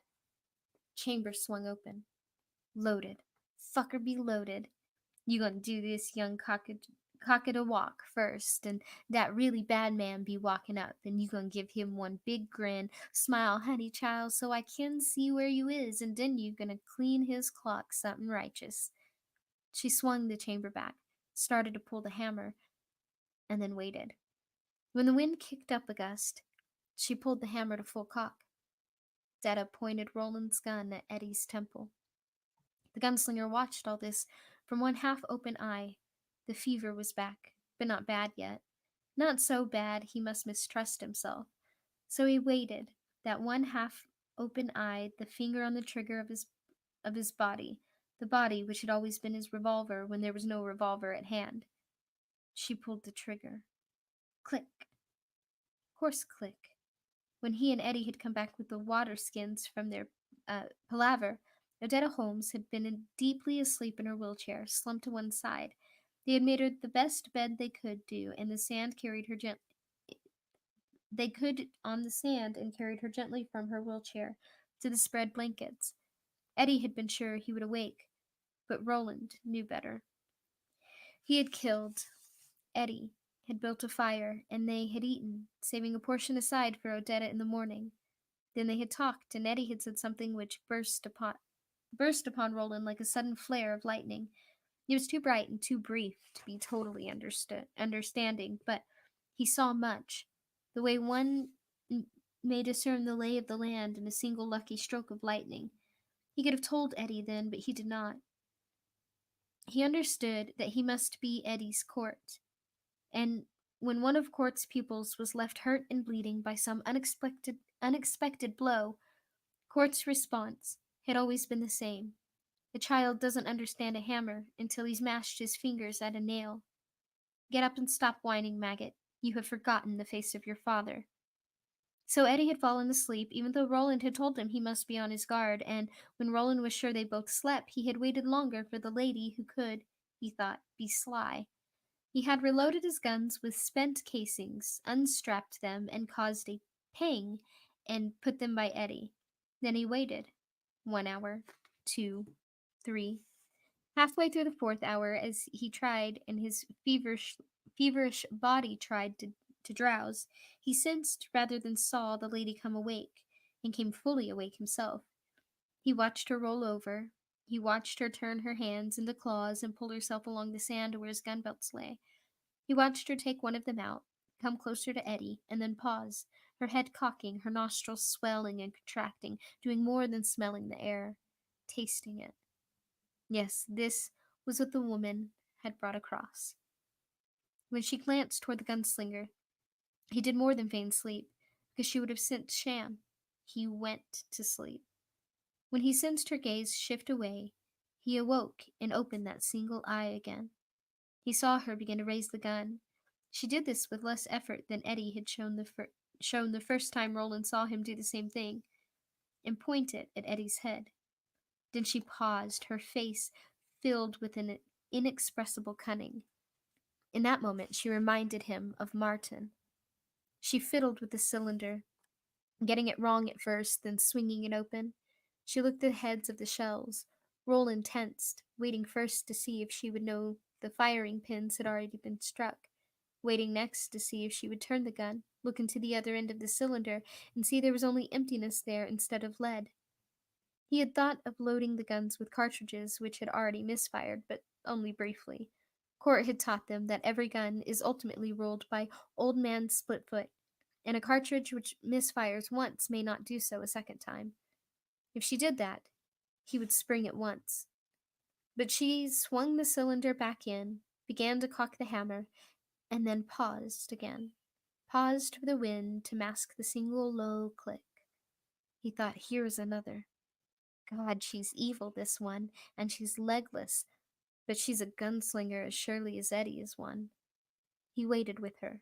The wind gusted. She pulled the hammer to full cock and placed it half an inch from Eddie's temple. With a grin that was a ghoul's grimace, she pulled the trigger. Click. He waited. She pulled it again and again and again. Click, click, click. Motherfucker! She screamed and reversed the gun with liquid grace. Roland coiled but did not leap. A child doesn't understand a hammer until he's smashed his fingers at a nail. If she kills him, she kills you. Doesn't matter, the voice of Court answered inexorably. Eddie stirred, and his reflexes were not bad. He moved fast enough to avoid being driven unconscious or killed.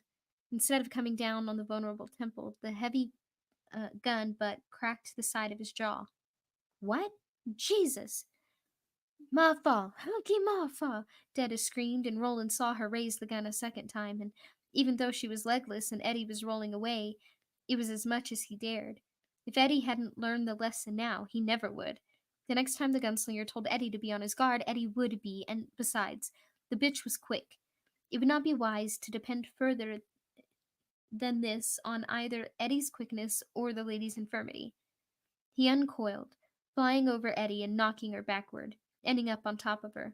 You want it, Muffa? She screamed at him, simultaneously rolling her crotch against his groin and raising the arm which still held the gun above his head.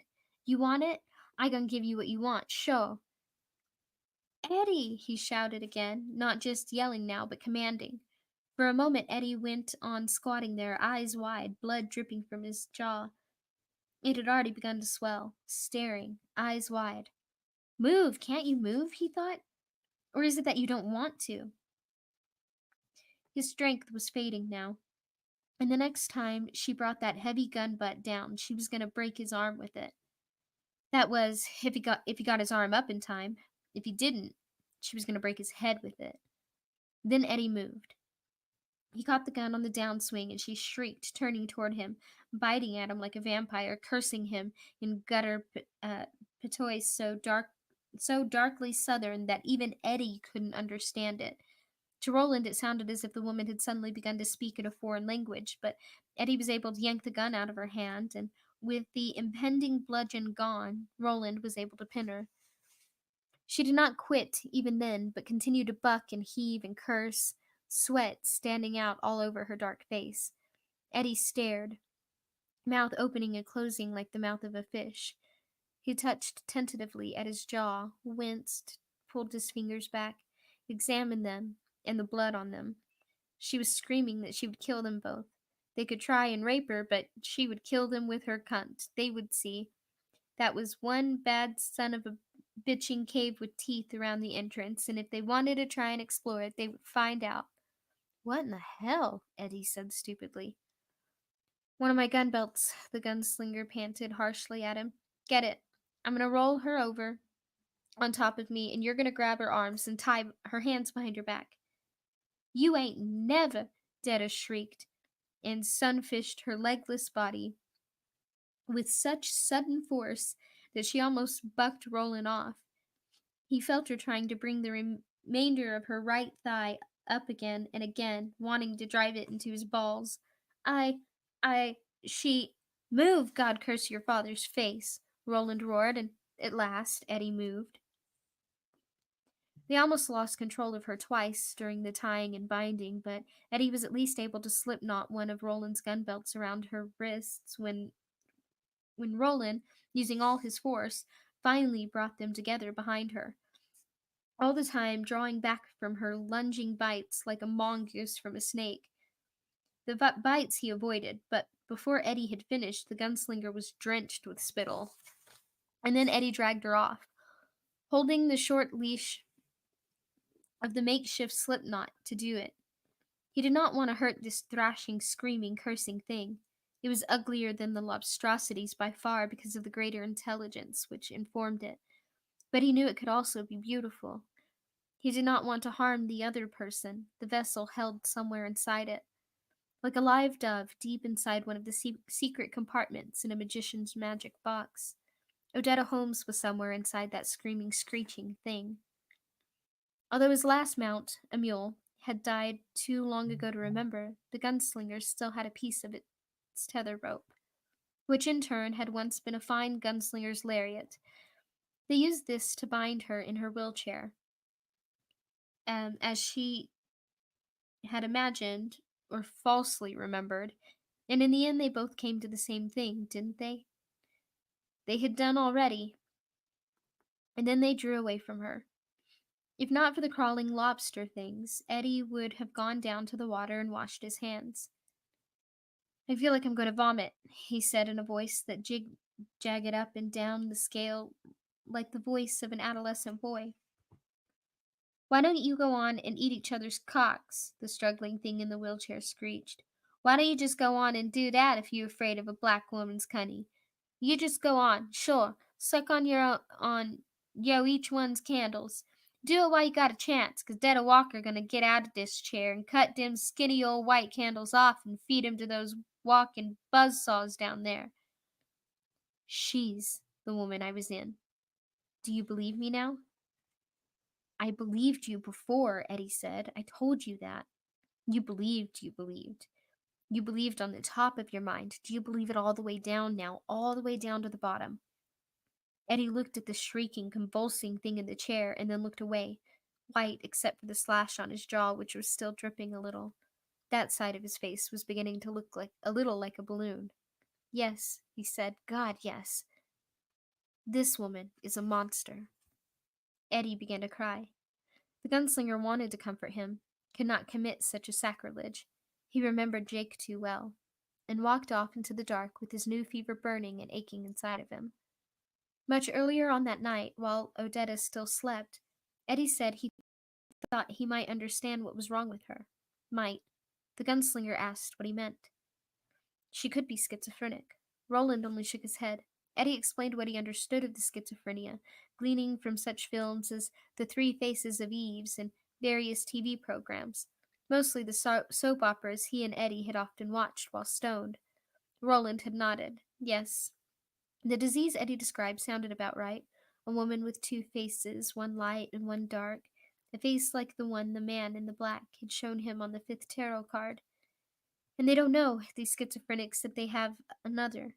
No, Eddie said, but he trailed off, moodily watching the Lupstrosities crawl and question and crawl. But what? I'm no shrink, Eddie said, so I don't really know. Shrink? What is a shrink? Eddie tapped his temple. A head doctor. A doctor for your mind. They're really called a psychiatrist. Roland nodded. He liked shrink better, because this lady's mind was too large. Twice as large as it needed to be. But I think schizos almost always know something is wrong with them, Eddie said, because there are blanks. Maybe I'm wrong, but I always got the idea that there were usually two people who thought they had partial amnesia because of the blank spaces in their memories when the other personality was in control. She says she remembers everything. She really thinks she remembers everything. I thought you said she didn't believe any of this was happening. Yeah, Eddie said, but forget that for now. I'm trying to say that no matter what she believes, what she remembers goes right from her living room, where she was sitting in her bathrobe watching the midnight news, to here, with no break at all. She doesn't have any sense that some other person took over between then and when you grabbed her in Macy's. Hell, that might have been the next day or even weeks later. I know it was still winter because most of the shoppers in the store were wearing coats. The gunslinger nodded. Eddie's perceptions were sharpening. That was good. He had missed the boots and scarves, the gloves sticking out of the coat pockets, but it was still a start. But otherwise, it's impossible to tell how long Odetta was that other woman because she doesn't know. I think she's in a situation she's never been in before, and her way of protecting both sides is this story about getting cracked over the head.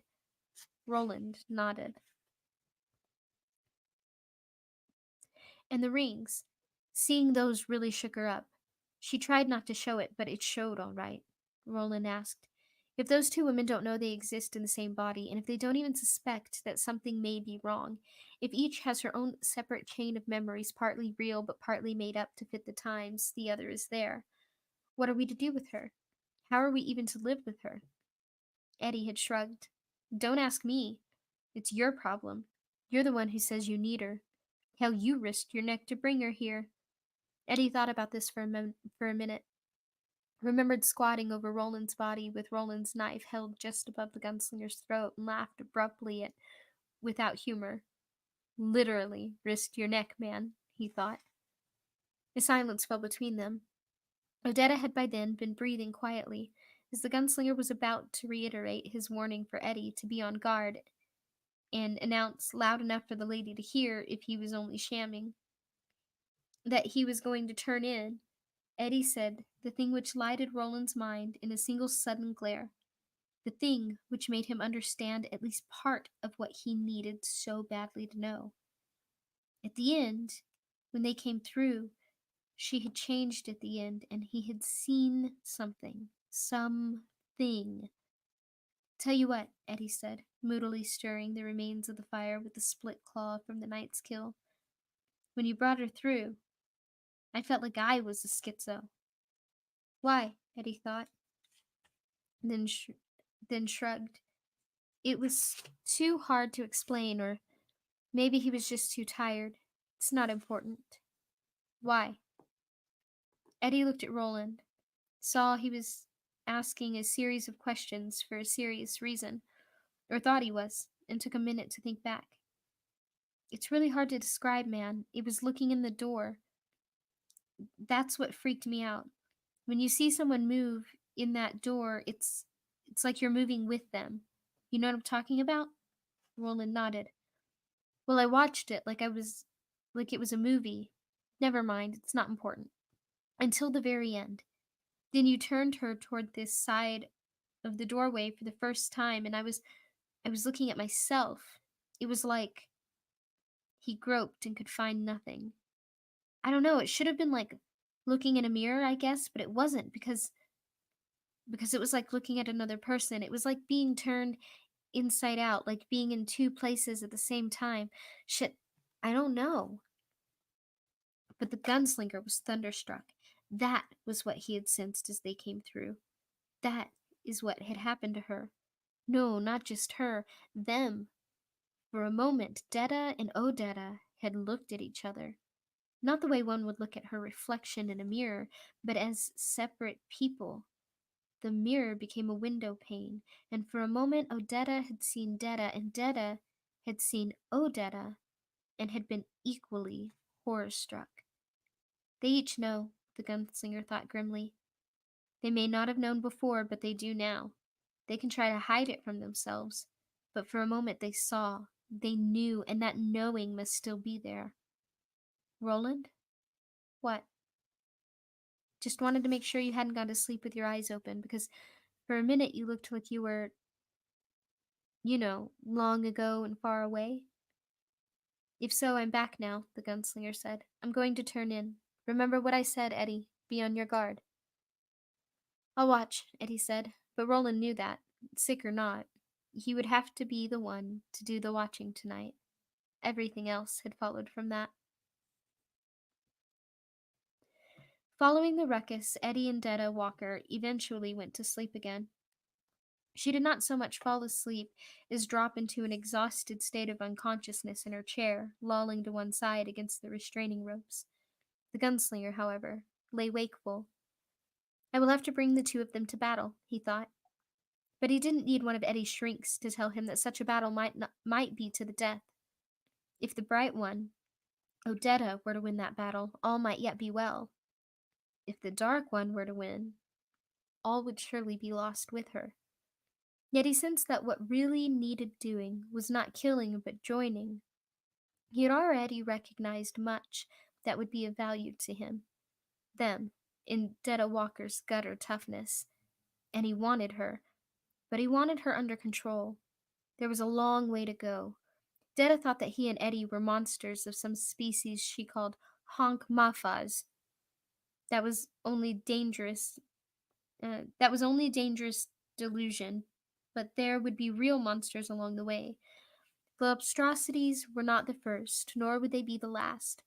The fight until you drop a woman he had entered and who had come out of hiding against tonight might come in very handy in a fight against such monsters, if she could be tempered by Odetta Holmes' calm humanity, especially now, with him short 2 fingers, almost out of bullets, and growing more fever. But that is a step ahead. I think I can make them acknowledge each other. That would bring them into a confrontation. How may it be done? He lay awake all that long night, thinking, and although he felt the fever in him grow, he found no answer to his question. Eddie woke up shortly before daybreak, saw the gunslinger sitting near the ashes of last night's fire with his blankets wrapped around him Indian fashion, and joined him. How do you feel? Eddie asked in a low voice. The lady still slept in her crisscrossing of ropes, and although she occasionally jerked and muttered and moaned, all right. Eddie gave him an appraising glance. You don't look all right. Thank you, Eddie, the gunslinger said dryly. You're shivering. It will pass. The lady jerked and moaned again, this time a word that was almost understandable. Might have been Oxford. God, I hate to see her tied up like that, Eddie murmured. Like a goddamn calf in a barn. She'll wake soon. Mayhap we can unloose her when she does. It was the closest either of them came to saying out loud that when the lady in the chair opened her eyes, the calm, if slightly puzzled gaze of Odetta Holmes might greet them. 15 minutes later, as the first sun rays struck over the hills, those eyes did open. But what the men saw was not the calm gaze of Odetta Holmes, but the mad glare of Detta Walker. How many times you done raped me while I was buzzed out? She asked. My cunt feel all slick and all tallowy like somebody done been at it with a couple of them little beady white candles you gray meat muff fuzz call cops. Roland sighed. Let's get going, he said, and gained his feet with a grimace. I ain't going nowhere with you, muff fuzz, Detta spat. Oh, yes, you are, Eddie said. Dreadfully sorry, my dear. Where you think I'm going? Well, Eddie said, what was behind door number 1 wasn't so hot, and what was behind door number 2 was even worse. So now, instead of quitting like sane people, we're going to go right on ahead and check out door number 3. The way things have been going, I think it's likely to be something like Godzilla or Ghidra or the three-headed monster, but I'm an optimist. I'm still hoping for stainless steel cookware. I ain't going. You're going all right, Eddie said, and walked behind her chair. She began struggling again, but the gunslinger had made those knots, and her struggles only drew them tighter. Soon enough she saw this and ceased. She was full of poison, but far from stupid. But she looked back over her shoulder at Eddie with a grin which made him recoil a little. It seemed to him the most evil expression he had ever seen on a human face. Well, maybe I be going a little way, she said. But maybe not as far as you think, white boy.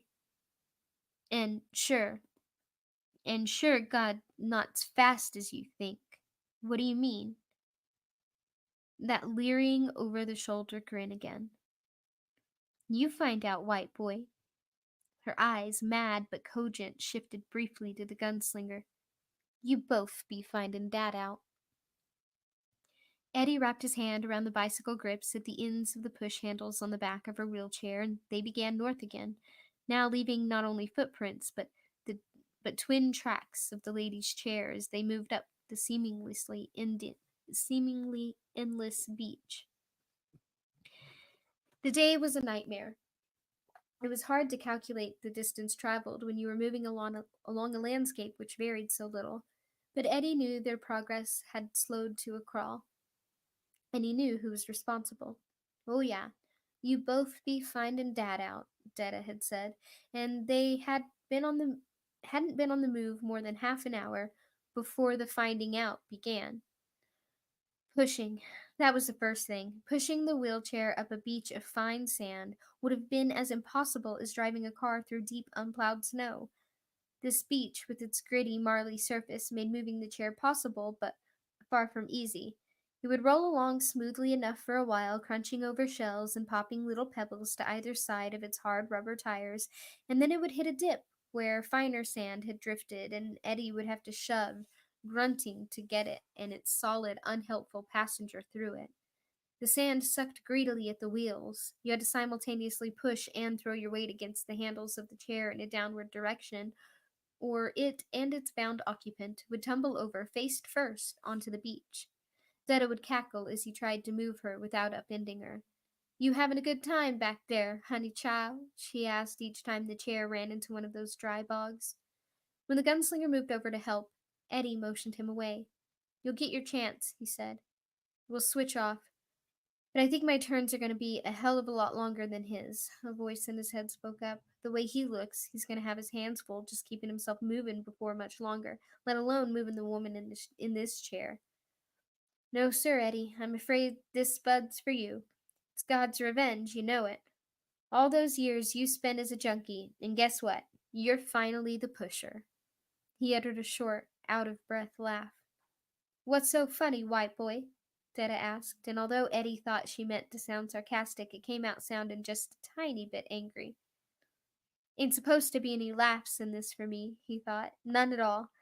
None as far as she's concerned. You wouldn't understand, babe. Just let it lie. I be letting you lie before this all be over, she said. Be letting you and your badass buddy there lie in pieces all over this beach. Show. Meantime, you better save your breath to do your pushing with.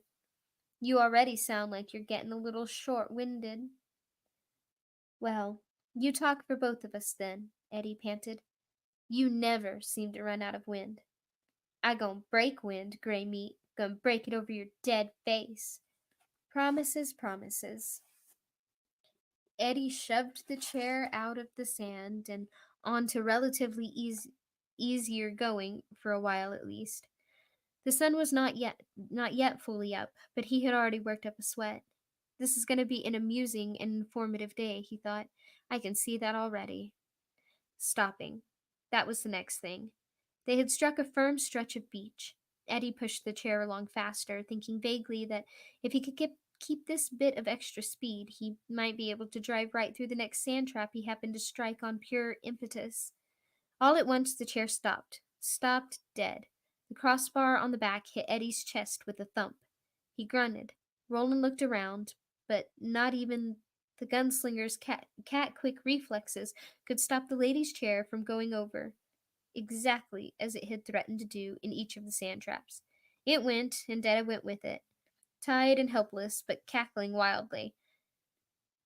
She still was when Roland and Eddie finally managed to right the chair again. Some of the ropes had drawn so tight they must be cutting cruelly into her flesh, cutting off the circulation to her extremities. Her forehead was slashed and blood trickled into her eyebrows. She went on cackling just the same. The men were both gasping and out of breath by the time the chair was on its wheels again. The combined weight of it and the woman in it must have totaled 250 pounds, most of it chair. It occurred to Eddie that if the gunslinger had snatched Detta from his own when, 1987, the chair might have weighed as much as 60 pounds less. Detta giggled, snorted, blinked blood out of her eyes. Looky here, you boys done upset me, she said. Call your lawyer, Eddie muttered. Sue us. And you got yourself all tuckered out getting me back on top again. Must have taken you 10 minutes, too. The gunslinger took a piece of his shirt, enough of it was gone now, so the rest didn't much matter, and reached forward with his left hand to mop the blood away from the cut on her forehead. She snapped at him, and from the savage click those teeth made when they came together, Eddie thought that if Roland had been only an instant slower in drawing back, Detta Walker would have evened up the number of fingers on his hands for him again. She cackled and stared at him with meanly merry eyes, but the gunslinger saw fear hidden back in those eyes. She was afraid of him. Afraid because he was the really bad man. Why was he the really bad man? Maybe because on some deeper level, she sensed what he knew about her. Almost got you, Gray Meat, she said. Almost got you that time, and cackled witch-like. Hold her head, the gunslinger said evenly. She bites like a weasel. Eddie held it while the gunslinger carefully wiped the wound clean. It wasn't wide, it didn't look deep, but the gunslinger took no chances. He walked slowly down to the water, soaked the piece of shirting shirting in the salt water, and then came back. She began to scream as he approached. Don't you be touching me with that thing. Don't you be touching me with no water from them where them poison things come from. Get it away. Get it away.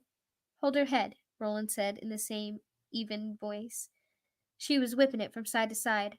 I don't want to take any chances. I don't want to take any chances. Eddie held it. And sorry, the puppy decided to bite on me at that moment. Eddie held it and squeezed when she tried to shake free. She saw he meant business and immediately became still, showing no fear of the damp rag. It had been only a sham after all. She smiled at Roland as he bathed the cut, carefully washing out the last clinging particles of grit.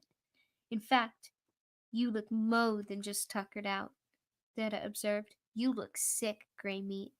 I don't think you ready for no long trip. I don't think you ready for nothing like that. Eddie examined the chair's rudimentary controls. It had an emergency handbrake which locked both wheels. Detta had worked her right hand over there and had waited patiently until she thought Eddie was going fast enough. Then she had yanked the brake, purposefully spilling herself out. Why? To slow them down, that was all. There was no reason to do such a thing, but a woman like Detta, Eddie thought, needed no reasons. A woman like Detta was perfectly willing to do such things out of sheer meanness. Roland loosened her bonds a bit so the blood could flow more freely, then tied her hand firmly away from the brake. That be all right, Mr. Man, Detta said, offering him a bright smile filled with too many teeth. That be all right just the same. There be other ways to slow you boys down. All sorts of ways. Let's go, the gunslinger said tonelessly. You all right, man? Eddie said. The gunslinger looked very pale. Yes, let's go. They started up the beach again.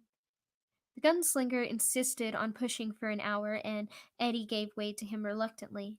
Roland got her through the first sand trap, but Eddie had to pinch in and help get the wheelchair out of the second. The gunslinger was gasping for air, sweat standing out on his forehead in large beads. Eddie let him go on a little further, and Roland was quite adept at weaving his way around the place where the sand was loose enough to bog the wheels. But the chair finally became mired again, and Eddie could bear only a few moments of watching Roland struggle to push it free, gasping, chest heaving, while the witch, for so Eddie had come to think of her, howled with laughter and actually threw her body backwards in the chair to make the task that much more difficult. And then he shouldered the gunslinger aside and heaved the chair out of the sand with one angry, lurching lunge. The chair tottered, and now he saw, sensed, her shifting forward as much as the ropes would allow, doing this with a weird uh, prescience at the exact proper moment, trying to topple herself again. Roland threw his weight back on the back of the chair next to Eddie, and it settled back. Detta looked around and gave them a wink of such an obscene conspiracy that Eddie felt his arm crawl up in gooseflesh. You almost upsot me again, boys, she said. You want to look out for me now. I ain't nothing but an old crippled lady, so you want to have a care for me now. She laughed fit to split. Although Eddie cared for the woman that was the other part of her, was near to loving her just on the basis of this brief time. He had seen her and spoken with her. He felt his hands itch to close around the windpipe and choke that laugh, choke it until she could never laugh again. She peered around again, saw what he was thinking as if it had been printed on him in red ink, and laughed all the harder. Her eyes dared him.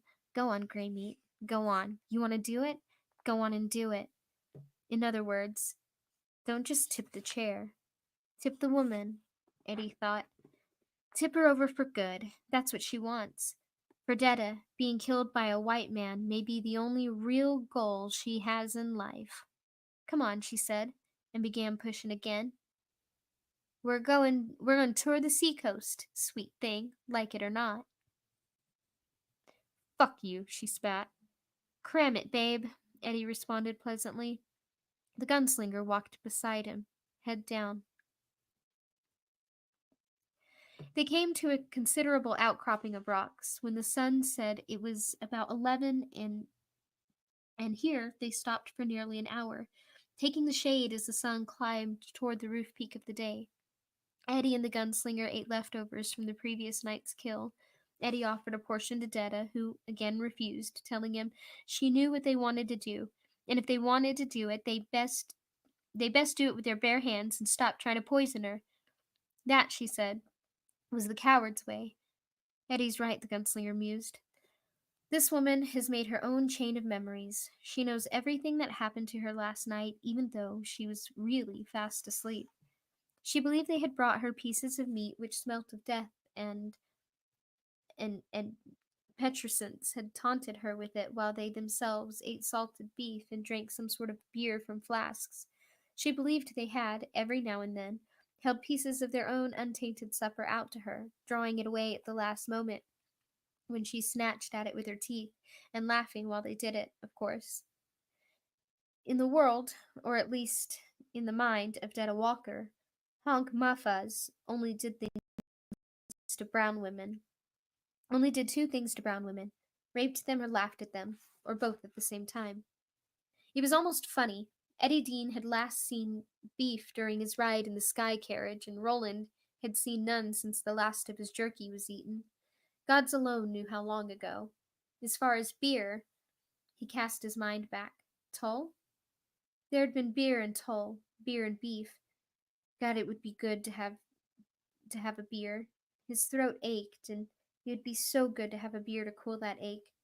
Better even than the Aston from Eddie's world. They drew off at a distance from her. Ain't I good enough company for white boys like you? She cawed after them. Or did you just maybe want to have a pull on each other one's little bitty white candle? She threw her head back and screamed laughter that frightened the gulls up, crying from the rocks where they had been met in conversation a quarter of a mile away. The gunslinger sat with his hands dangling between his knees, thinking. Finally, he raised his head and told Eddie, I can only understand about one word in every 10 she says. I'm way ahead of you, Eddie replied. I'm getting at least 2 in every 3. Doesn't matter. Most of it comes back to honky mafa. Roland nodded. Do many of the dark-skinned people talk that way where you come from? Her other didn't. Eddie shook his head and laughed. No. And I'll tell you something sort of funny. At least I think it's sort of funny, but maybe that's just because there isn't all that much to laugh at out here.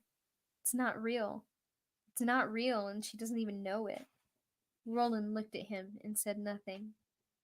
Remember when you washed off your forehead and how she pretended she was scared of the water? Yes. You knew she was pretending. Not at first, but quite soon. Eddie nodded. That was an act, and she knew it was an act. She's a pretty good actress, and she fooled both of us for a few seconds. The way she's talking is an act, too, but it's not as good. It's so stupid, so goddamn hokey. You believe she pretends well only when she knows she's doing it. Yes. She sounds like a cross between the darkies in this book called Mandigo I read once, and Butterfly McQueen and Gone with the Wind. I know you don't know those names, but what I mean is she talks like a cliche. Do you know that word? It means what is always said or believed by people who think only a little or not at all. Yeah, I couldn't have said it half so good. Ain't you boys done jerking on dem candles of yours yet? Dada's voice was growing hoarse and crackled. Or maybe it's just you can't find 'em, dat it? Come on. The gunslinger got slowly to his feet. He swayed for a moment, saw Eddie looking at him, and smiled. I'll be all right. For how long?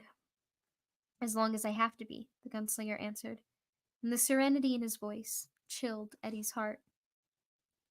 That night, the gunslinger used his last sure live cartridge to make their kill. He would start systematically testing the ones he believed to be duds tomorrow night, but he believed it was pretty much as Eddie had said. They were down to beating the damn things to death. It was like the other night. The fire, the cooking, the shelling, the eating which was now slow and unenthusiastic. We're just gassing up, Eddie thought. They offered food to Detta, who screamed and laughed and cursed and asked how long they was going to take her for a fool. And then she began throwing her body wildly from one side to the other, never minding how her bonds grew steadily tighter, only trying to upset the chair to one side or the other so they would have to pick her up again before they could eat. Just before she could manage the trick, Eddie grabbed her and Roland braced the wheels on either side with rocks. I'll loosen the ropes a bit if you'll be still, Roland told her. Suck shit out of my ass, muffa. I don't understand if that means yes or no. She looked at him, eyes narrowed, suspecting some buried barb of satire in that calm voice. Eddie also wondered, but couldn't tell if there was or not. And after a moment she said sulkily, I be still. Too damn hungry to kick up much, Dickens. You boys gonna give me some real food, or you just gonna starve me to death? That your plan? You two chicken shit to choke me? I ain't nerve gonna eat no poison, so that must be your plan. Starve me out? Well, we'll see. Show. We gonna see. Show we are. She offered them her bone-chilling sickle of a grin again. Not long after, she fell asleep. Eddie touched the side of Roland's face. Roland glanced at him, but did not pull away from the touch. I'm all right. Yeah, you're Jim Dandy. Well, I'll tell you what, Jim. We didn't get along very far today. I know. There was also the matter of having used the last live shell. But that was knowledge Eddie could do without, at least tonight. Eddie wasn't sick, but he was exhausted. Too exhausted for more bad news.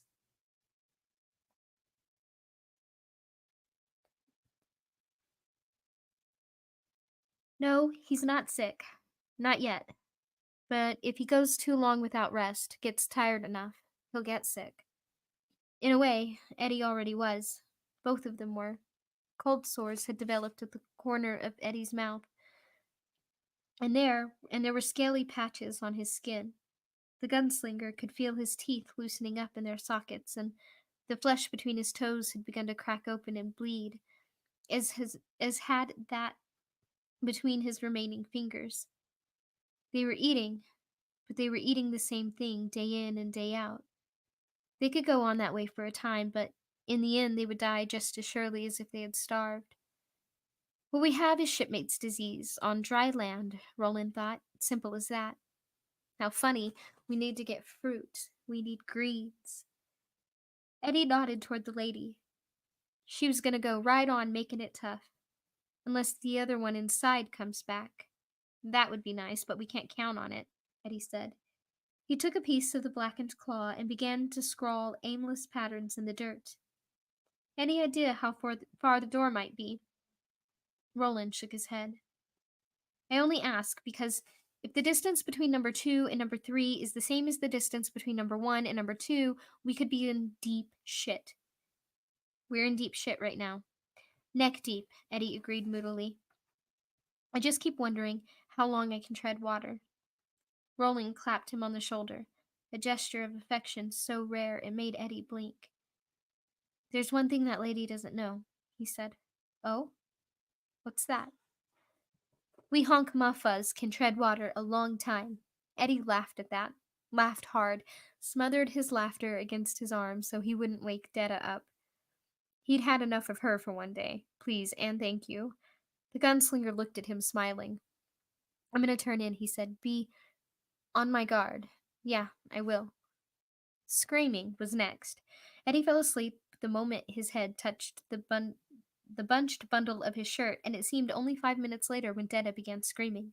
He was awake at once, ready for anything. Some king lobster arisen from the deep to take revenge for its slain children, or a horror down from the hills. It seemed he was awake at once, anyway. But the gunslinger was already on his feet, a gun in his left hand. When he saw they were both awake, Detta promptly quit screaming. Just thought I'd see you boys on your toes, she said. Might be wolves. Looks likely enough country for 'em. Want to make sure if I see me a wolf creepin' up, I can get you up on your feet in time. But there was no fear in her eyes. They glinted with mean amusement. Christ, Eddie said groggily. The moon was up but barely risen. They had been asleep less than 2 hours. The gunslinger holstered his gun.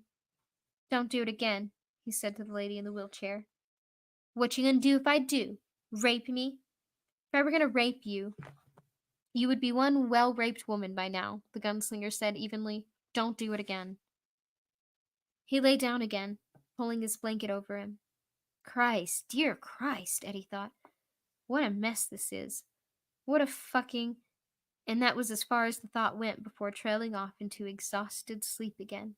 And then she was splintering the air with fresh shrieks, shrieking like a fireball, and Eddie was up again, his body flaming with adrenaline, hands clenched, and then she was laughing, her voice hoarse and raspy. Eddie glanced up and saw the moon had advanced less than 10 degrees since she had awakened them the first time. She means to keep on doing it, he thought wearily. She means to stay awake and watch us, and when she's sure we're down into deep sleep, that place where you recharge, She's going to open her mouth and start bellowing again. She'll do it and do it and do it until she doesn't have any voice left to bellow with. Her laughter stopped abruptly. Roland was advancing on her, a dark shape in the moonlight. You just stay away from me, Gray Meat, Detta said, but there was a quiver of nerves in her voice. You ain't gonna do nothing to me. Roland stood before her, and for a moment Eddie was sure, completely sure, that the gunslinger had reached the end of his patience and would simply swat her like a fly. Instead, astoundingly, he dropped to one knee before her like a suitor about to propose marriage. One moment, so sorry.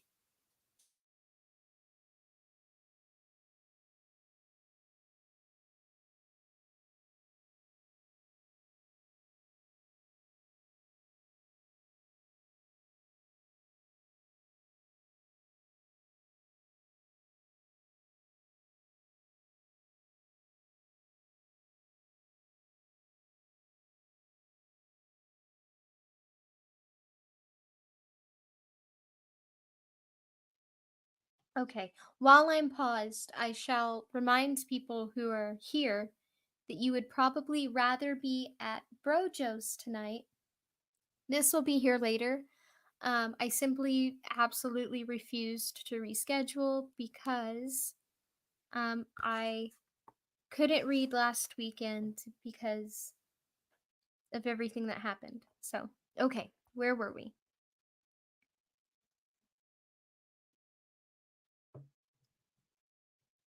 Um, Listen, he said, and Eddie could scarcely credit the silky quality of Roland's voice. He could see much the same deep surprise on Detta's face, only there fear joined to it. Listen to me, Odetta.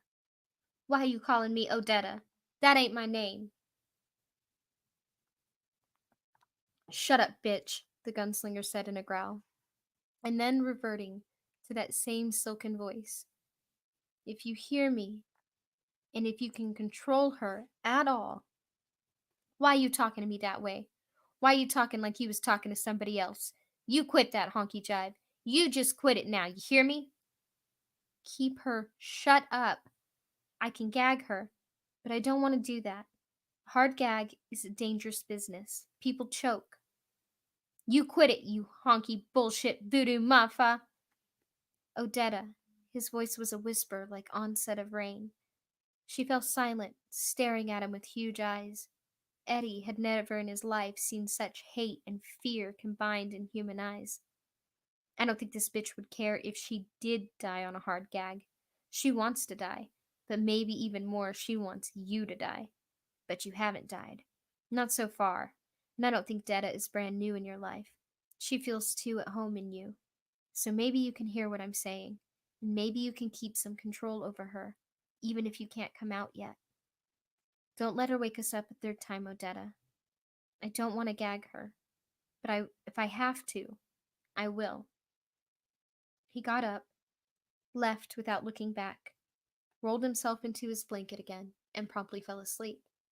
She was still staring at him, eyes wide, nostrils flaring. Honky voodoo bullshit, she whispered. Eddie lay down, but this time it was a long time before sleep came to claim him. In spite of his deep tiredness, he would come to the brink, anticipate her screams, and snap back. 3 hours or so later, with the moon now going the other way, he finally dropped off. Detta did no more screaming that night, either because Roland had frightened her or because she wanted to conserve her voice for future alarums and excursions. For some reason, I couldn't say that word. Or possibly, just possibly, because Odetta had heard and had exercised the control the gunslinger had asked of her. Eddie slept at last, but awoke sodden and unrefreshed. He looked toward the chair, hoping against hope that it would be Odetta. Please, God, let it be Odetta this morning. "Mornin', white bread," Detta said and grinned her shark-like grin at him. "Thought you was gonna sleep till noon. You can't be doing nothing like that, kin you? We gotta bust us some miles here. Ain't that the fact of the matter? Sure. And I think you the one that gonna have to do most of the bustin'.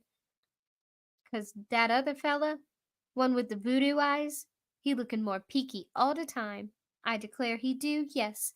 I done think he gonna eat anything much longer. Not even that fancy smoked meat you white bread boys keep for when you done joking on each other one's little bitty white candles. So let's go, white bread. Dada don't wanna be the one keepin' you. Her lids and her voice both dropped a little. Her eyes peeked at him slyly from the corners. Not from startin' out, leastways. This gonna be a day you remember, white bread, those sly eyes promised. This gonna be a day you remember for a long, long time. Sho. They made 3 miles that day, maybe a shade under. Deda's chair upset twice. Once she did it herself, working her fingers slowly and unobtrusively over to that handbrake again and yanking it.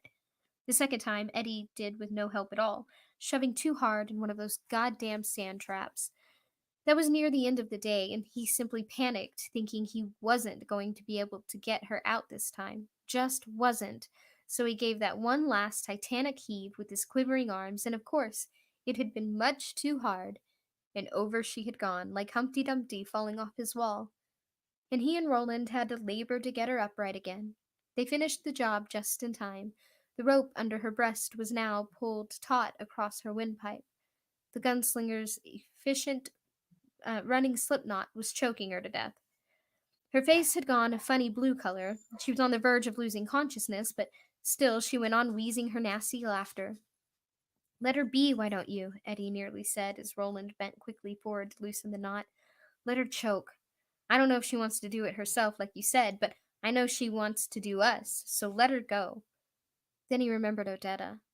Although their encounter had been so brief and seemed so long ago, that memory was growing dim, and moved forward to help. The gunslinger pushed him impatiently away with one hand. Only room for one.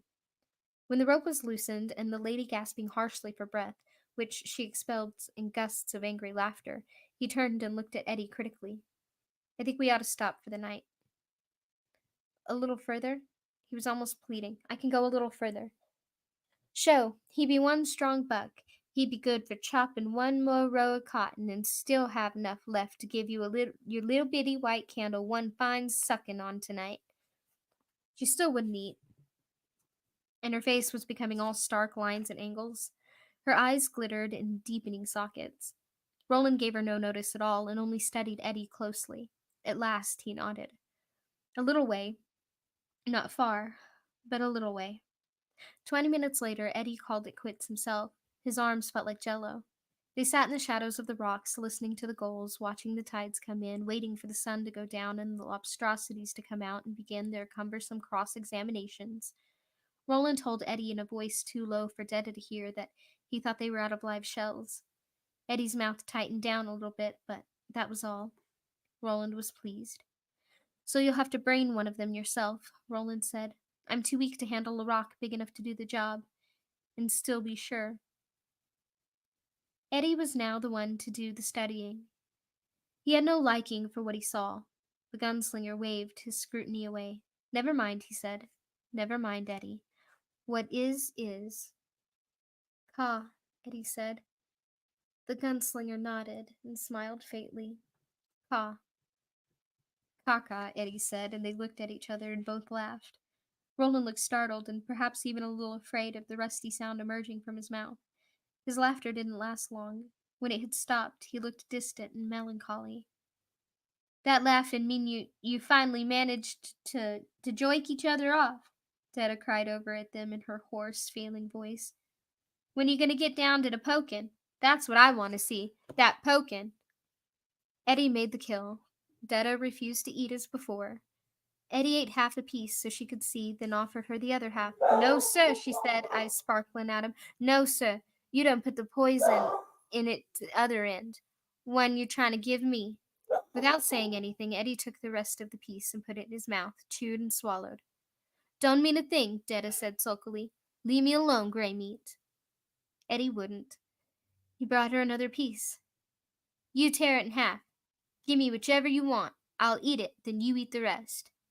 Ain't falling for none of your honky tricks, Mr. Charlie. Get away from me, is what I said, and get away from me is what I meant. She did not scream in the night, but she was still there the next morning. That day they made only 2 miles. Although Detta made no effort to upset her chair, Eddie thought she might be growing too weak for acts of attempted sabotage. Or perhaps she had seen there was really no need for them. 3 fatal factors were drawing inexorably together. Eddie's weariness, the terrain, which, after endless days of sameness, was finally beginning to change, and Roland's deteriorating condition. There were less sand traps, but that was cold comfort. The ground was becoming grainier, more and more like cheap and unprofitable soil, and less like sand.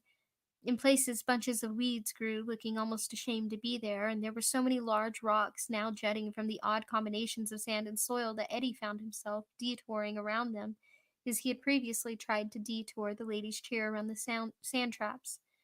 And soon enough he saw there would be no beach left at all. The hills, brown and cheerless things, were drawing steadily closer. Eddie could see the ravines which curled between them, looking like chops made by an awkward giant wielding a blunt cleaver. That night, before falling asleep, he heard what sounded like a very large cat squalling far up in one of them. The beach had seemed endless, but he was coming to realize it had an end after all. Somewhere up ahead, those hills were simply going to squeeze it out of existence. The eroded hills would march down to the sea and then into it, where there might become first a cape or a peninsula of sorts, and then a series of archipelagos. That worried him, but Roland's condition worried him more. This time the gunslinger seemed not so much to be burning as fading, losing himself, becoming transparent. For the last 2 days, Eddie had looked constantly ahead, squinting into the distance, hoping to see the door, the magic door. For the last 2 days, he had waited for Odetta to reappear. Neither had appeared. Before falling asleep that night, 2 terrible thoughts came to him, like some joke with a double punchline. What if there was no door? What if Odetta Holmes was dead? Rise and shine, Muffa, Detta screeched him out of unconsciousness. I think it just be you and me now, honey child. Think your friend done finally passed on. Think your friend be poking the devil down in hell. Eddie looked at the rolled, huddled shape of Roland, and for one terrible moment he thought the bitch was right. The gunslinger stirred, moaned furrily, and pawed himself into a sitting position. Well, looky here, Odetta had screamed so much now that there were moments when her voice disappeared almost entirely, becoming no more than a weird whisper, like winter wind under a door. I thought you was dead, Mr. Man. Roland was getting slowly to his feet. He still looked to Eddie like a man using the rungs of an invisible ladder to make it. Eddie felt an angry sort of pity, and this was a familiar emotion, oddly nostalgic. After a moment he understood. It was like when he and Henry heard each other. Heard him, um, wait, where'd it go?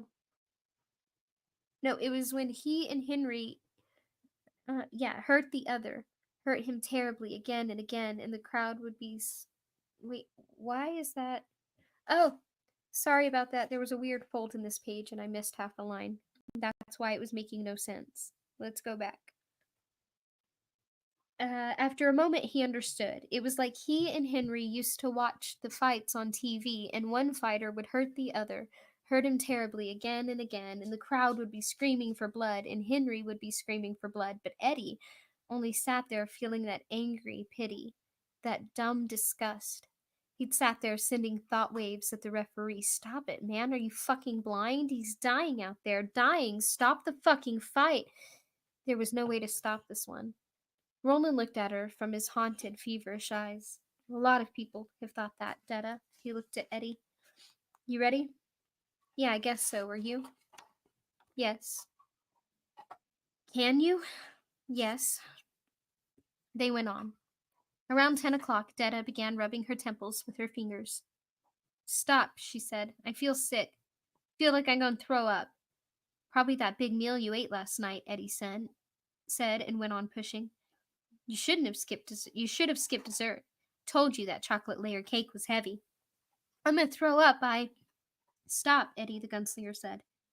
Eddie stopped. The woman in the chair suddenly twisted, galvanically, as if an electric shock had run through her. Her eyes popped wide open, glaring at nothing. I broke your plate, you stinking old blue lady, she screamed. I broke it, and I'm fucking glad I did. She suddenly slumped forward in her chair. If not for the ropes, she would have fallen out of it. Christ, she's dead. She's had a stroke and she's dead, Eddie thought.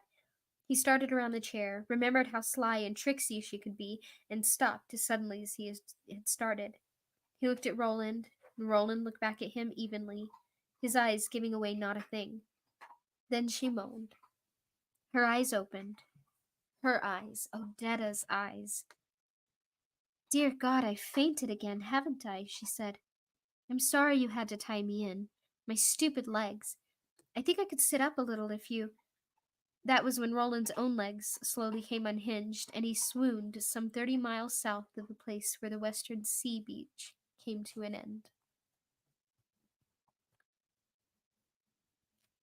And next time we will be on Reshuffle, and we will read that next week. Again, I'm sorry for missing last week due to the events that happened, but thank you guys. I think we can have this book done in, oh, I don't know, probably like 3 or 4 more readings, and then we'll be on to book 3. But anyway, yep. Thanks, and later days, and don't forget to smile and all that good stuff. Bye, pretty shiny peoples.